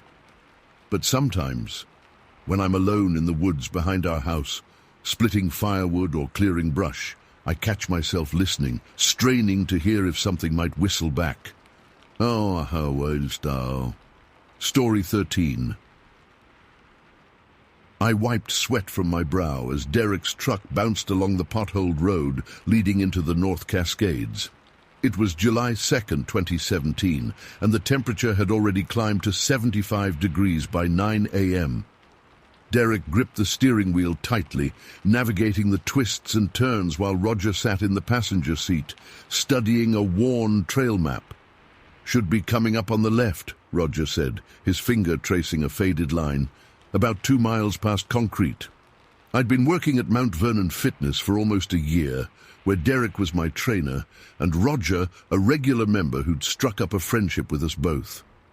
When they suggested a Saturday hike, it seemed like a perfect way to enjoy the summer weather. "There's supposed to be a marker," Derek muttered as he slowed the truck. "Damn it, I don't see anything." We'd been driving for over an hour from Bellingham, where I lived in a small apartment near the community college. The densely forested mountains loomed around us, beautiful but imposing. "Maybe we missed it," I suggested, leaning forward between the seats. "Should we turn around?" Derek shook his head. "Let's park here and look around. Might be overgrown or something." We pulled onto a gravel shoulder where the trees thinned slightly. I stepped out, stretching my legs after the long drive. The air smelled of pine and warming earth. Birds called overhead while insects buzzed in the undergrowth. It was peaceful, but something about the isolation made me uneasy. "Trail should be across the highway," Roger said, squinting at his map. We crossed carefully, scanning the tree line for any sign of a marked path. Instead of a trail, we found ourselves at what appeared to be an abandoned campsite. A blue tent sagged to one side, its front flap unzipped and flapping in the light breeze. A folding chair lay tipped on its side, next to a cold fire pit. "Hello!" Derek called out. Nobody answered. I moved closer, noticing how things were scattered. A flashlight on the ground, clothes spilling from a duffel bag, food wrappers strewn about. It looked like someone had left in a hurry or worse. "This is weird," I said, picking up a water bottle that was still half full. "Like they just vanished mid-camp." Roger approached a small portable table where paper plates and plastic utensils lay undisturbed despite the surrounding disarray. "Food still here, not even touched by animals." A sleeping bag was half pulled from the tent, dragging in the dirt. I bent down and saw something that made my stomach clench. Long scratches in the tent fabric, tears that looked deliberate. "Guys, I don't like this," I said, backing away. "Let's go find our trail." Derek nodded, looking equally disturbed. "Yeah, this is someone else's business. Park rangers probably know about it." As we moved away from the site, I couldn't shake the feeling of unease. You ever hear those stories about people going missing in national parks? Hundreds every year, they say. "Don't start with that," Derek laughed, but it sounded forced. "No, I'm serious. What if we're walking right past missing persons and don't even know it?" "That's enough, Ethan," Roger said firmly. "Let's focus on finding our trail." After 20 minutes of searching with no luck, we decided to hike up a gravel logging road that climbed steadily through the forest. It wasn't our planned route, but it offered a clear path and the promise of elevation gain. "At least we won't get lost this way," Derek said, taking the lead. The road curved upward, cutting through dense forest. Sunlight filtered through the canopy in patches, creating alternating sections of brightness and shadow. The gravel crunched under our boots with each step. For about an hour, we hiked in relative silence, occasionally pointing out interesting plants or rock formations. The forest was alive with sound, birds calling, branches creaking, the distant rush of water somewhere below. My earlier anxiety had started to fade, replaced by the peaceful rhythm of walking. That's when it happened. We rounded a slight bend in the road, and all three of us stopped simultaneously. About 25 yards ahead, something dark was visible in the brushy vegetation at the roadside. At first, I thought it might be a bear or a deer, but as my eyes focused, I realized it was neither. The figure was motionless, partially obscured by foliage, but clearly watching us. It was tall, maybe 5 feet, and dark, with what looked like a head turned in our direction. We stood frozen, staring at it as it stared back at us. "What is that?" Roger whispered, his voice barely audible. I squinted, trying to make out details. The shape was too vertical to be a bear on all fours, too still to be a deer. Whatever it was hadn't moved since we spotted it, which made it all the more unnerving. "I don't know," I said, my mouth suddenly dry. "Wait until it turns its head. Maybe we can see better." As if responding to my words, the figure shifted slightly. The movement was quick but deliberate. What I saw in that moment burned into my memory. The head turned, and I realized with absolute certainty that it had no snout. This wasn't an animal, at least not any animal I recognized. For a split second I glimpsed what looked like a hand, 5 distinct fingers, before the entire figure disappeared into the underbrush with a swift, fluid motion. It reminded me of a child caught hiding, turning to flee after being spotted. "Did you see that?" I gasped. Without answering, Derek and Roger surged forward toward the spot where the figure had been. I hesitated, suddenly terrified of being left alone on the road. "Wait," I called, jogging after them despite my fear. My heart pounded in my chest as I caught up. By the time we reached the area, there was nothing to see. The brush was disturbed, branches bent and leaves rustled, but whatever had been watching us was gone. "There's nothing here," Derek said, pushing aside ferns and looking into the forest. Roger knelt down, examining the ground. "No tracks that I can see." I stood back, my mind racing. The abandoned campsite flashed in my thoughts. If the figure had run in a straight line through the forest from this spot, it would head almost directly towards that disturbed tent. "Guys, what if this is connected to that campsite we found?" I asked. Derek straightened up, brushing dirt from his hands. "Don't jump to conclusions. Probably just a deer or something." "That wasn't a deer," I insisted. "I saw its face, or at least part of it, and its hand." "Could have been a bear cub," Roger suggested, though he didn't sound convinced. "Bears have snouts," I said. "This didn't, and bears don't have hands with fingers." We stood in uncomfortable silence for a moment. The forest seemed quieter now, the bird calls less frequent. "Let's keep going," Derek finally said. "We came to hike, so let's hike." We continued up the logging road, but the easy camaraderie from earlier was gone. I kept looking back over my shoulder, unable to shake the feeling that we were being watched. Every rustle in the underbrush made me flinch. About 20 minutes later, I felt it, a deep, rumbling growl that seemed to vibrate through my chest rather than reach my ears. It was more a physical sensation than a sound, like bass so low it could only be felt. I stopped dead in my tracks. "Did you hear that?" I asked. Derek and Roger paused, looking confused. "Hear what?" Derek asked. The vibration came again, stronger this time. I could feel it in my rib cage, in my teeth. That growl," I said, my voice shaking. They exchanged glances, clearly hearing nothing. "There's nothing, man," Roger said. "You're freaking yourself out." But I knew what I'd felt, and I knew with absolute certainty that whatever had been watching us was still nearby, following us, making its presence known to me alone. "I think we should go back," I said firmly. "I don't feel good about this." Derek started to protest, but something in my expression must have convinced him. "Fine. We can try that other trail near the river instead."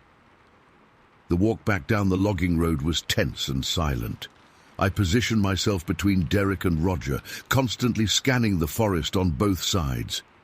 The vibrating growl didn't return, but the feeling of being watched intensified with every step. When we reached the truck, I practically dived into the back seat, relief washing over me as Derek started the engine. We drove away without checking the abandoned campsite again. Nobody suggested it, and nobody mentioned what we'd seen on the logging road during the drive home. That night, I couldn't sleep. Every time I closed my eyes, I saw that dark figure watching us from the brush. I saw the hand with 5 distinct fingers. I felt that deep, bone-rattling growl that neither Derek nor Roger had noticed. Over the following weeks, I researched everything I could about the North Cascades. I found reports of missing hikers, unexplained disappearances that had occurred over decades. Most were attributed to exposure, falls, or animal attacks, but some had no explanation at all. I called the ranger station near Concrete and asked about the abandoned campsite. The ranger I spoke with knew nothing about it, which disturbed me even more. I considered reporting what we'd seen, but what would I say? That we'd spotted something with hands but no snout watching us from the bushes? That I'd felt a growl that nobody else could hear? They'd think I was crazy. Derek and Roger avoided talking about the incident. When I tried to bring it up at the gym, they changed the subject or made jokes about my overactive imagination. Eventually, I stopped mentioning it, but I know what I saw. I know what I felt. 3 months after our hike, a news report caught my attention. 2 hikers had gone missing in the same area where we'd been. The search turned up nothing. No bodies, no equipment, no signs of struggle. Just 2 more people who walked into the wilderness and never came out. I wonder sometimes if they saw what we saw. I wonder if they felt that bone-deep growl that wasn't quite a sound. I wonder if they too glimpsed something watching them from the brush. I haven't been hiking since that day. The mountains that once seemed so majestic now feel threatening. The forest that I loved now holds secrets I don't want to uncover. Sometimes at night, I still feel that vibration in my chest, like something calling to me from a distance, something that wants me to come back to those woods, something that's still waiting, still watching, and sometimes, in the moments between wakefulness and sleep, I see 5 fingers reaching toward me from the darkness. Whatever watches from the wilderness is patient. It knows we'll return eventually. Those who seek such encounters don't understand what they're looking for. I didn't understand either until that day on the logging road.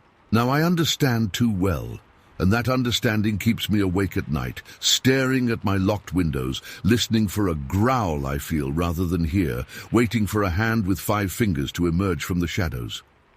Because the most terrifying realization isn't that something inhuman watches us from the wild places. It's that whatever watches recognizes us, knows us, and waits for us to venture too far from safety. I won't be going back to those mountains. But I know that somewhere in the North Cascades, near a logging road not far from Concrete, something is still watching the path, waiting for the next hikers to round that bend. And I hope, for their sake, they turn back before they see it. Story 14. The hunting cabin came into view as we rounded the final bend in the dirt road. Small, wooden, and rustic. Exactly what you'd expect in the middle of the Adirondack wilderness. My friend Jake braked his pickup truck to a stop, kicking up a cloud of dust that hung in the November air.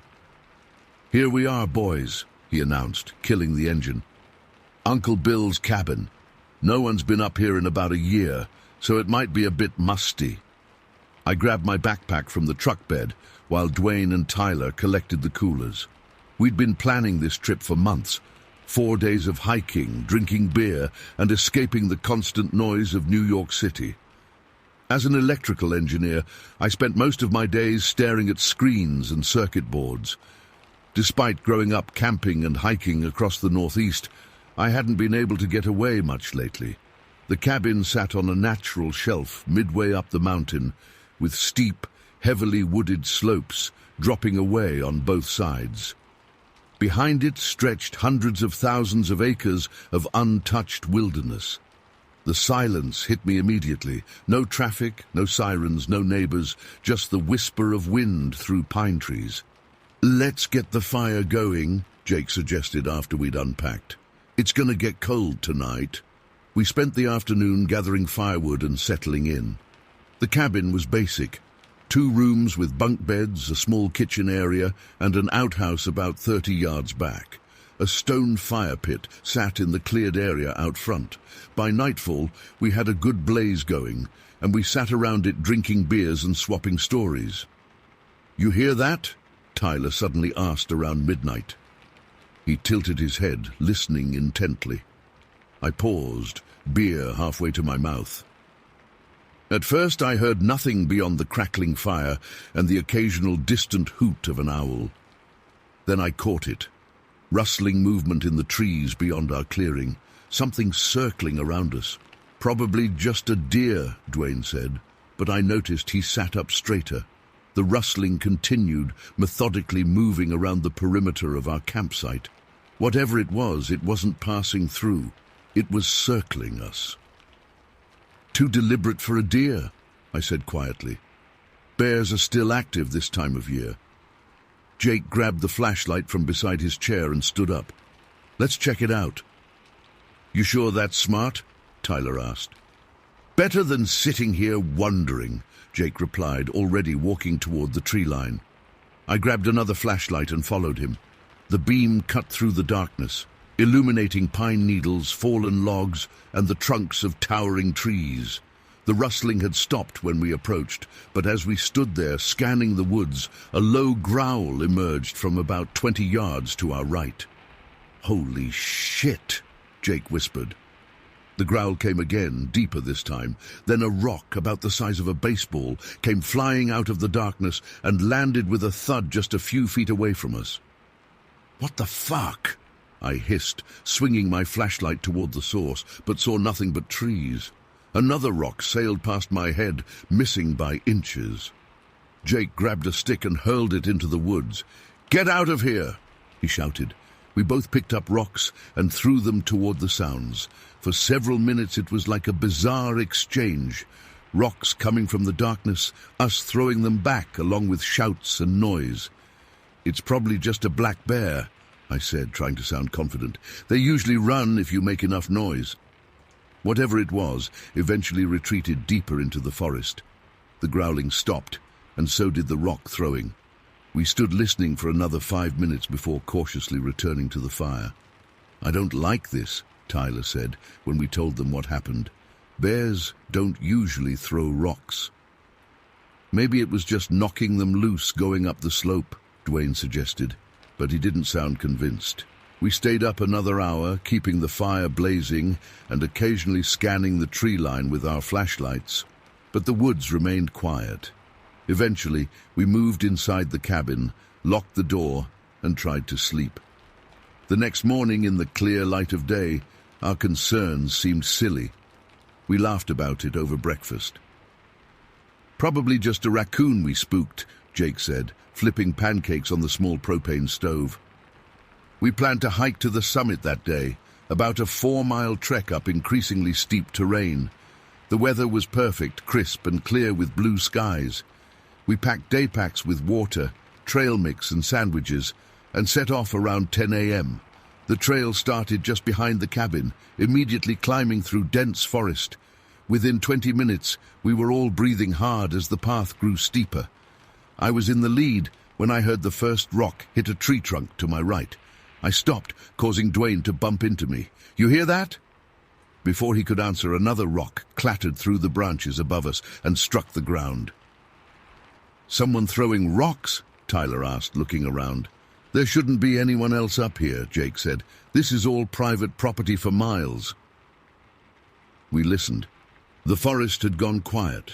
No bird song, no squirrels chattering. Then came a low, rumbling growl from the thick underbrush about 30 yards up the slope. "That's the same sound from last night," Jake whispered. "Bear?" Dwayne asked, but his voice wavered. A high-pitched whooping sound answered him, nothing like any bear I'd ever heard.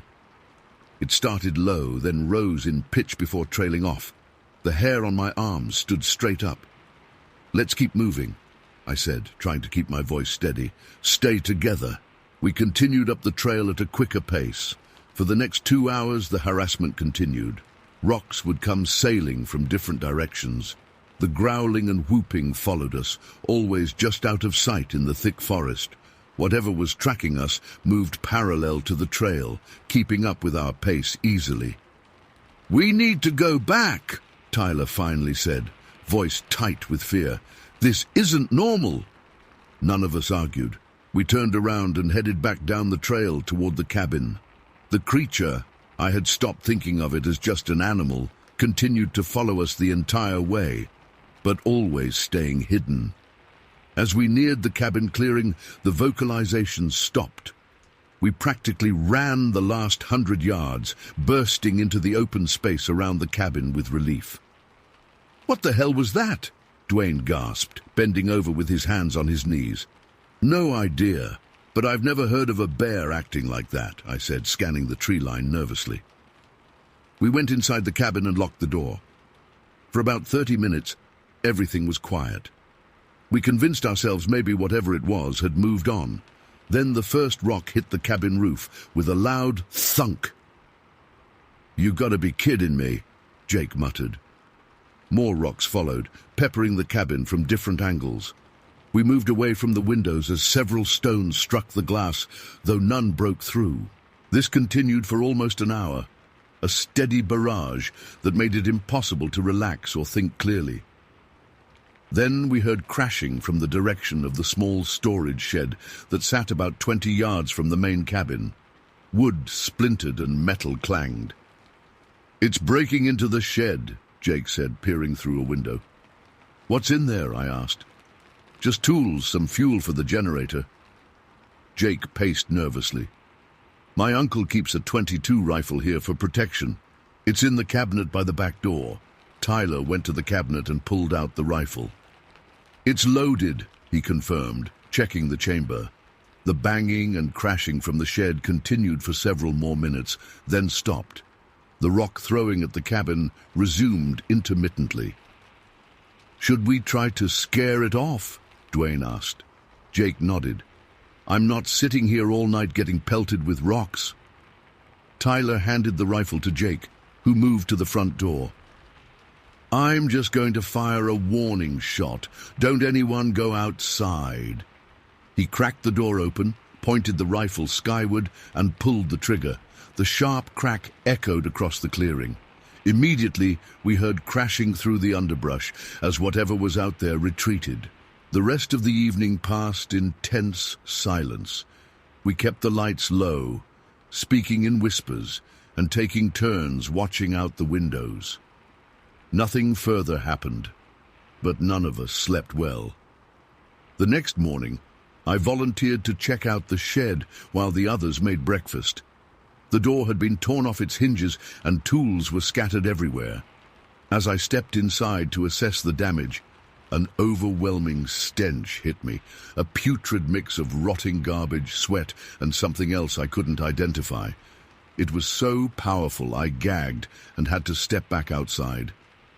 "What the hell is that smell?" I called to Jake, who was walking over to check on me. "Probably just animals that got in," he said, but his expression changed when the odor hit him. "Jesus Christ, that's foul. Like a landfill mixed with ball sweat and smelly armpits," Dwayne commented when he came to investigate. "Maybe the last visitors left something to rot in there." Jake shook his head. "No one's been here since my uncle came up last fall, and he keeps this place clean." We managed to reattach the door with some spare hinges we found inside. The morning passed quietly, with no signs of our visitor from the previous day. By late afternoon, we began to relax slightly. "Maybe firing the rifle scared it off for good," Tyler suggested as we sat around the cabin. "Let's test that theory," Jake said. "I want to build another fire tonight. If that thing's still around, I want to know." As dusk fell, we built a large fire in the pit. This time, Jake kept the rifle close at hand, and we all carried flashlights with fresh batteries. We also found a can of bear spray in the cabin and kept it ready. For about an hour, everything was peaceful. The fire crackled, stars appeared overhead, and we began to think perhaps our unwelcome visitor had indeed moved on. Then Tyler stiffened. "There," he whispered, nodding toward the tree line. Something moved. I stared into the darkness beyond our fire's glow, but saw nothing. Then I caught it, a subtle shifting of shadows about 40 yards away. "I see it too," I said quietly. Jake picked up the rifle. "Let's draw it closer. I want to see what we're dealing with." He grabbed some leftover hamburger meat from our cooler and tossed it about halfway between our fire and the tree line where we'd spotted movement. "You sure that's smart?" Dwayne asked nervously. "We've got the rifle," Jake replied. "I just want to confirm what it is." We waited, eyes fixed on the bait. For 10 minutes, nothing happened. Then we heard a loud snap of a branch, not from where we were watching, but from behind the cabin. "It's circling around behind us," I realized with a chill. Jake grabbed the spotlight we'd found in the cabin, a powerful beam that could illuminate several hundred yards. We all turned toward the sound, and Jake switched on the light. The beam caught something moving between two trees about 30 yards behind the cabin. It froze in the light, and for a moment, maybe 3 seconds, I got a clear look at it. It was kneeling, as if it had been crawling, but even in that position, I could tell it was large, much bigger than a man. Dark hair or fur covered its body. The face was hidden as it turned away from the light immediately, but I caught the reflection of eyeshine, like a cat's eyes in headlights, but higher off the ground. It moved with shocking speed, disappearing into the thick underbrush on 2 legs. "Holy fuck," Tyler whispered. "Did you see that?" "That wasn't a bear," Dwayne said, his voice shaking. "Bears don't move like that. Or a coyote, or a bobcat, or any other animal that should be up here," Jake added, the rifle now gripped tightly in his hands. "It was on 2 legs, I said, my mouth dry with fear. "Whatever it was walking on 2 legs. We stood frozen for several minutes, scanning the darkness with our lights, but saw nothing further. Without discussing it, we began gathering our things. "We're not staying another night," Jake announced, and no one disagreed.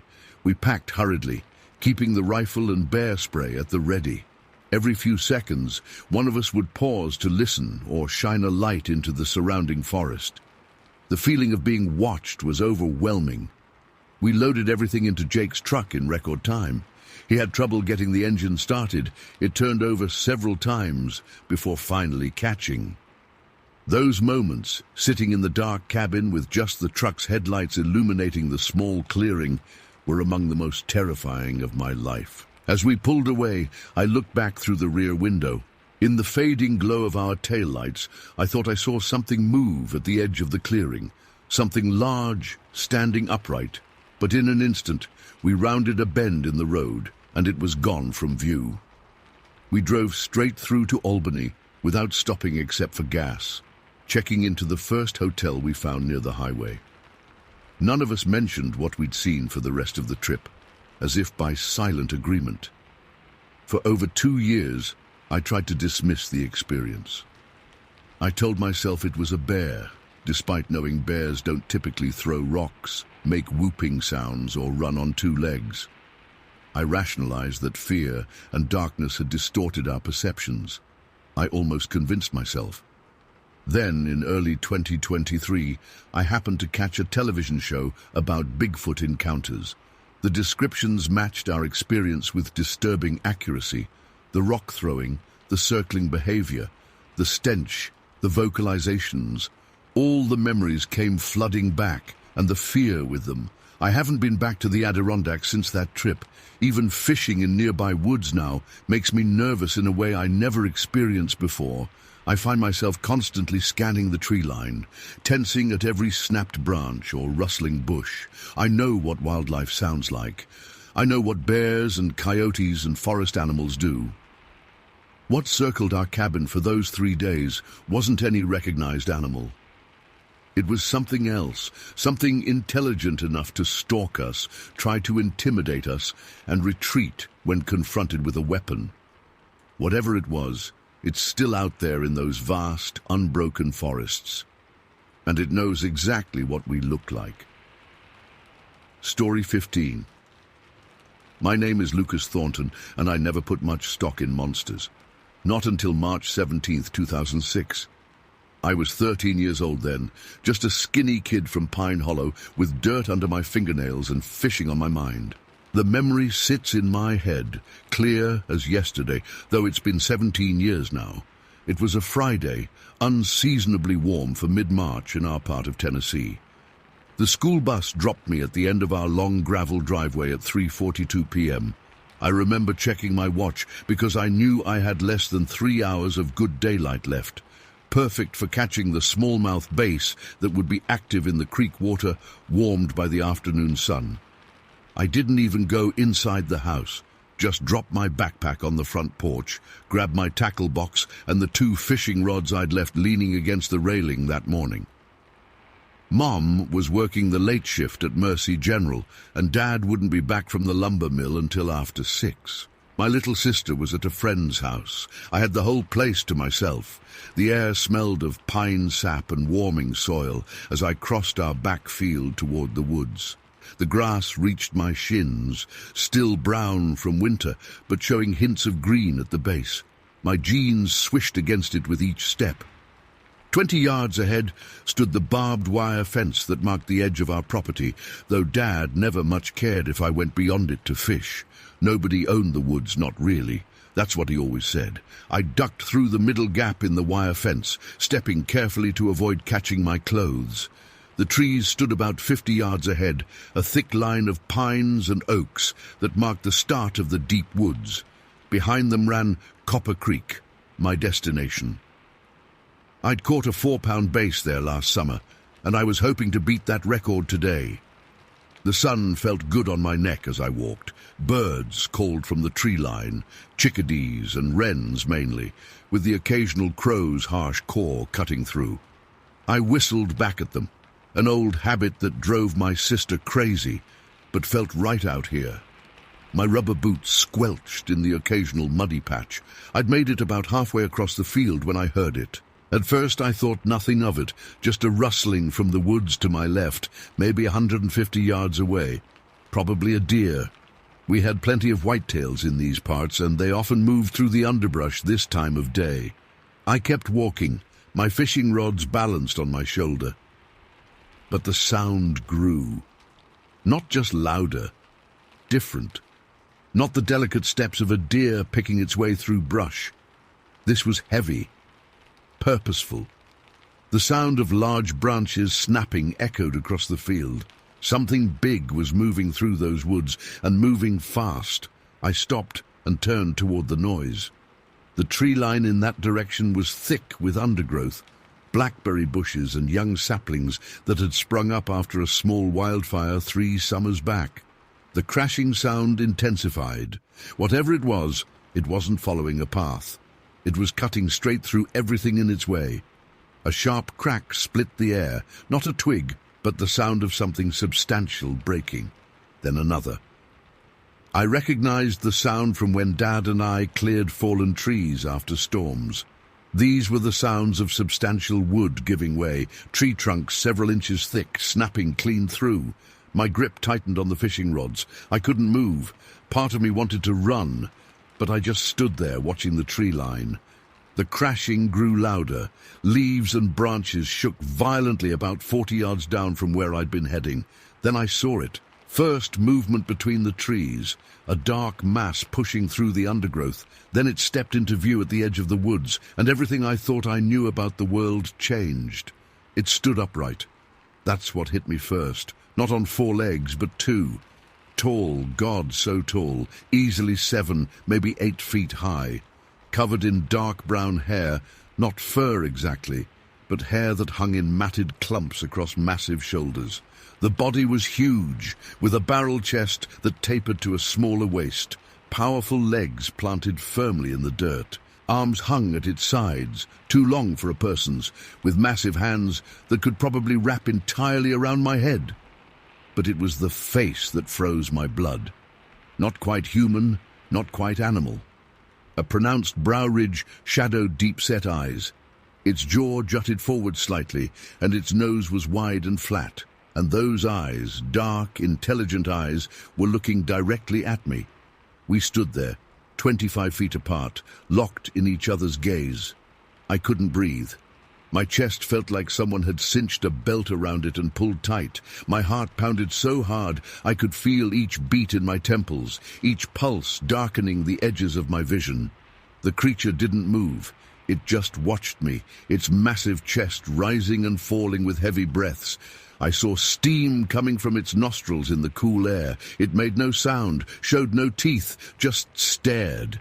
In those seconds, 5, 10 at most, a million thoughts crashed through my head. This wasn't possible, this wasn't real. There was no such thing as monsters. Yet here one stood, as solid and real as the ground beneath my feet. I'd never heard of Sasquatch or Bigfoot, not really.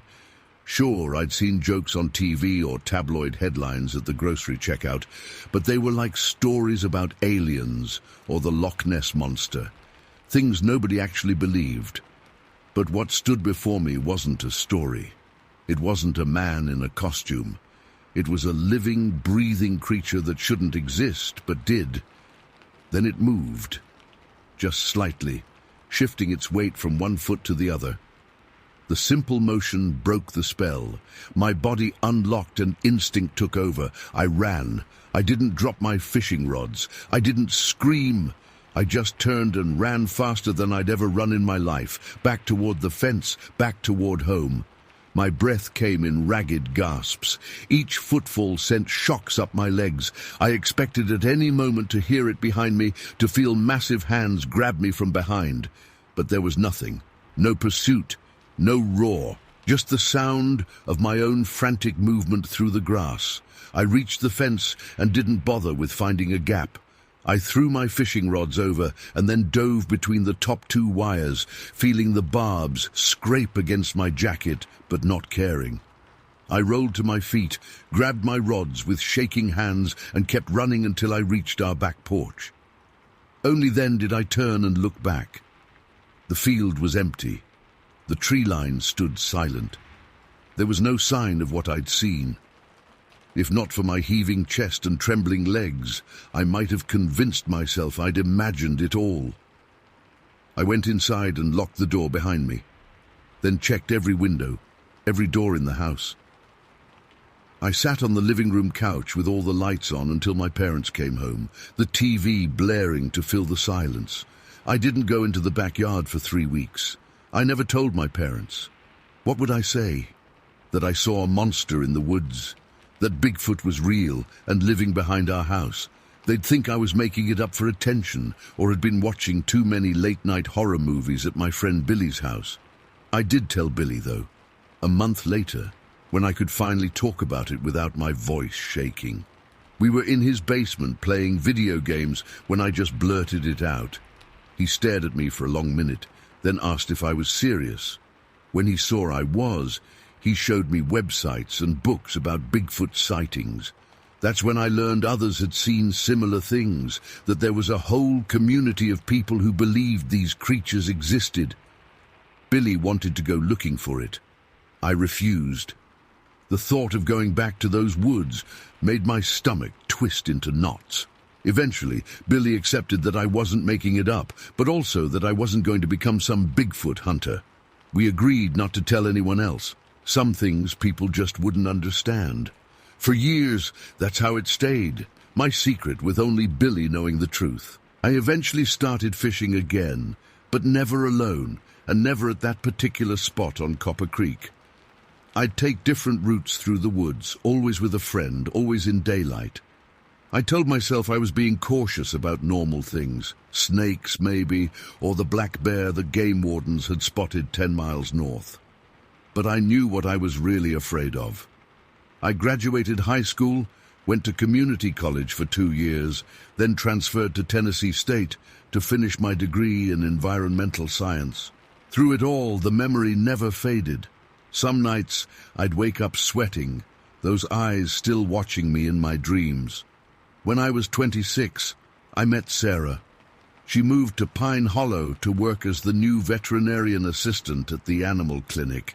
We met when I brought in a wounded hawk I'd found on a trail during my work with the State Conservation Department. She had kind eyes and hands that moved with confidence as she helped the vet examine the bird. When she asked me to coffee afterwards, I surprised myself by saying yes. Things moved quickly with Sarah. She wasn't like the other women I'd dated. She didn't roll her eyes when I talked about tracking animal populations or spending days in remote areas checking trail cameras. She asked questions, wanted to come along. Within 6 months, I knew she was different. Within a year, we were living together in a small house just outside town. One night, we were camping in the Cherokee National Forest, about 30 miles from where I grew up.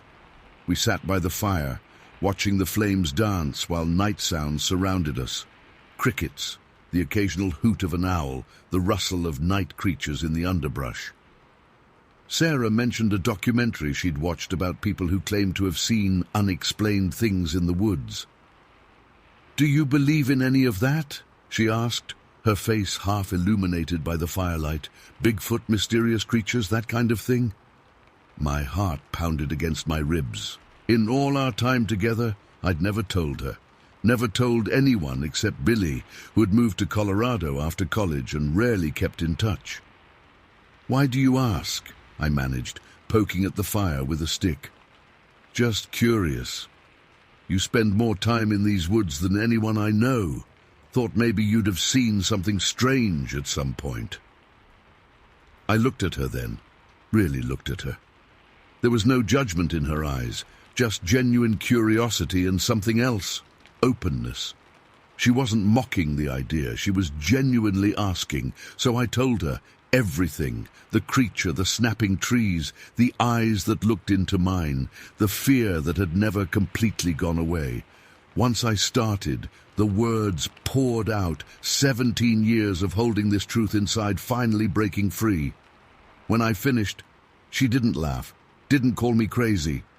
She reached across and took my hand. "I believe you," she said simply. Those 3 words changed everything. The weight I'd carried for so long lifted slightly, not gone completely, but shared now.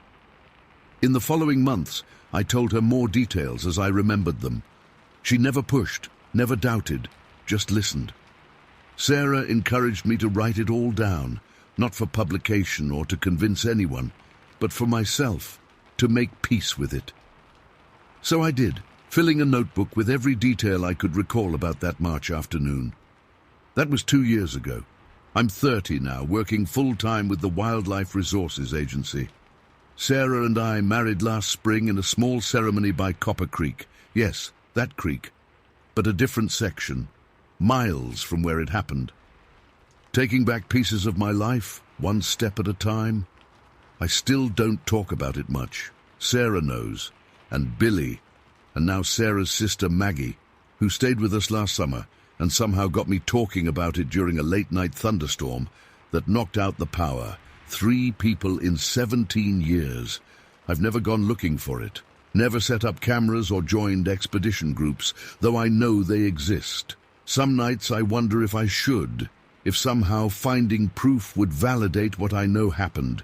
But then I remember those eyes, the intelligence behind them, and I think maybe some things are meant to stay hidden. What I saw that day was real. I know that as surely as I know my own name. It wasn't a bear standing oddly, wasn't a man in a suit, wasn't a trick of light or shadow. It was something science hasn't classified, something that lives in the wild spaces we rarely truly enter. The encounter lasted seconds, but changed my life forever. It taught me that the world is bigger, stranger, and more mysterious than we allow ourselves to believe. That knowledge is both terrifying and somehow comforting. I still work in the woods every day, still check trail cameras and track animal movements, still wade into streams to collect water samples and monitor fish populations. But I never go alone to certain places, and I always scan the tree line, because once you've seen those eyes looking back at you, you never forget, and you never stop looking.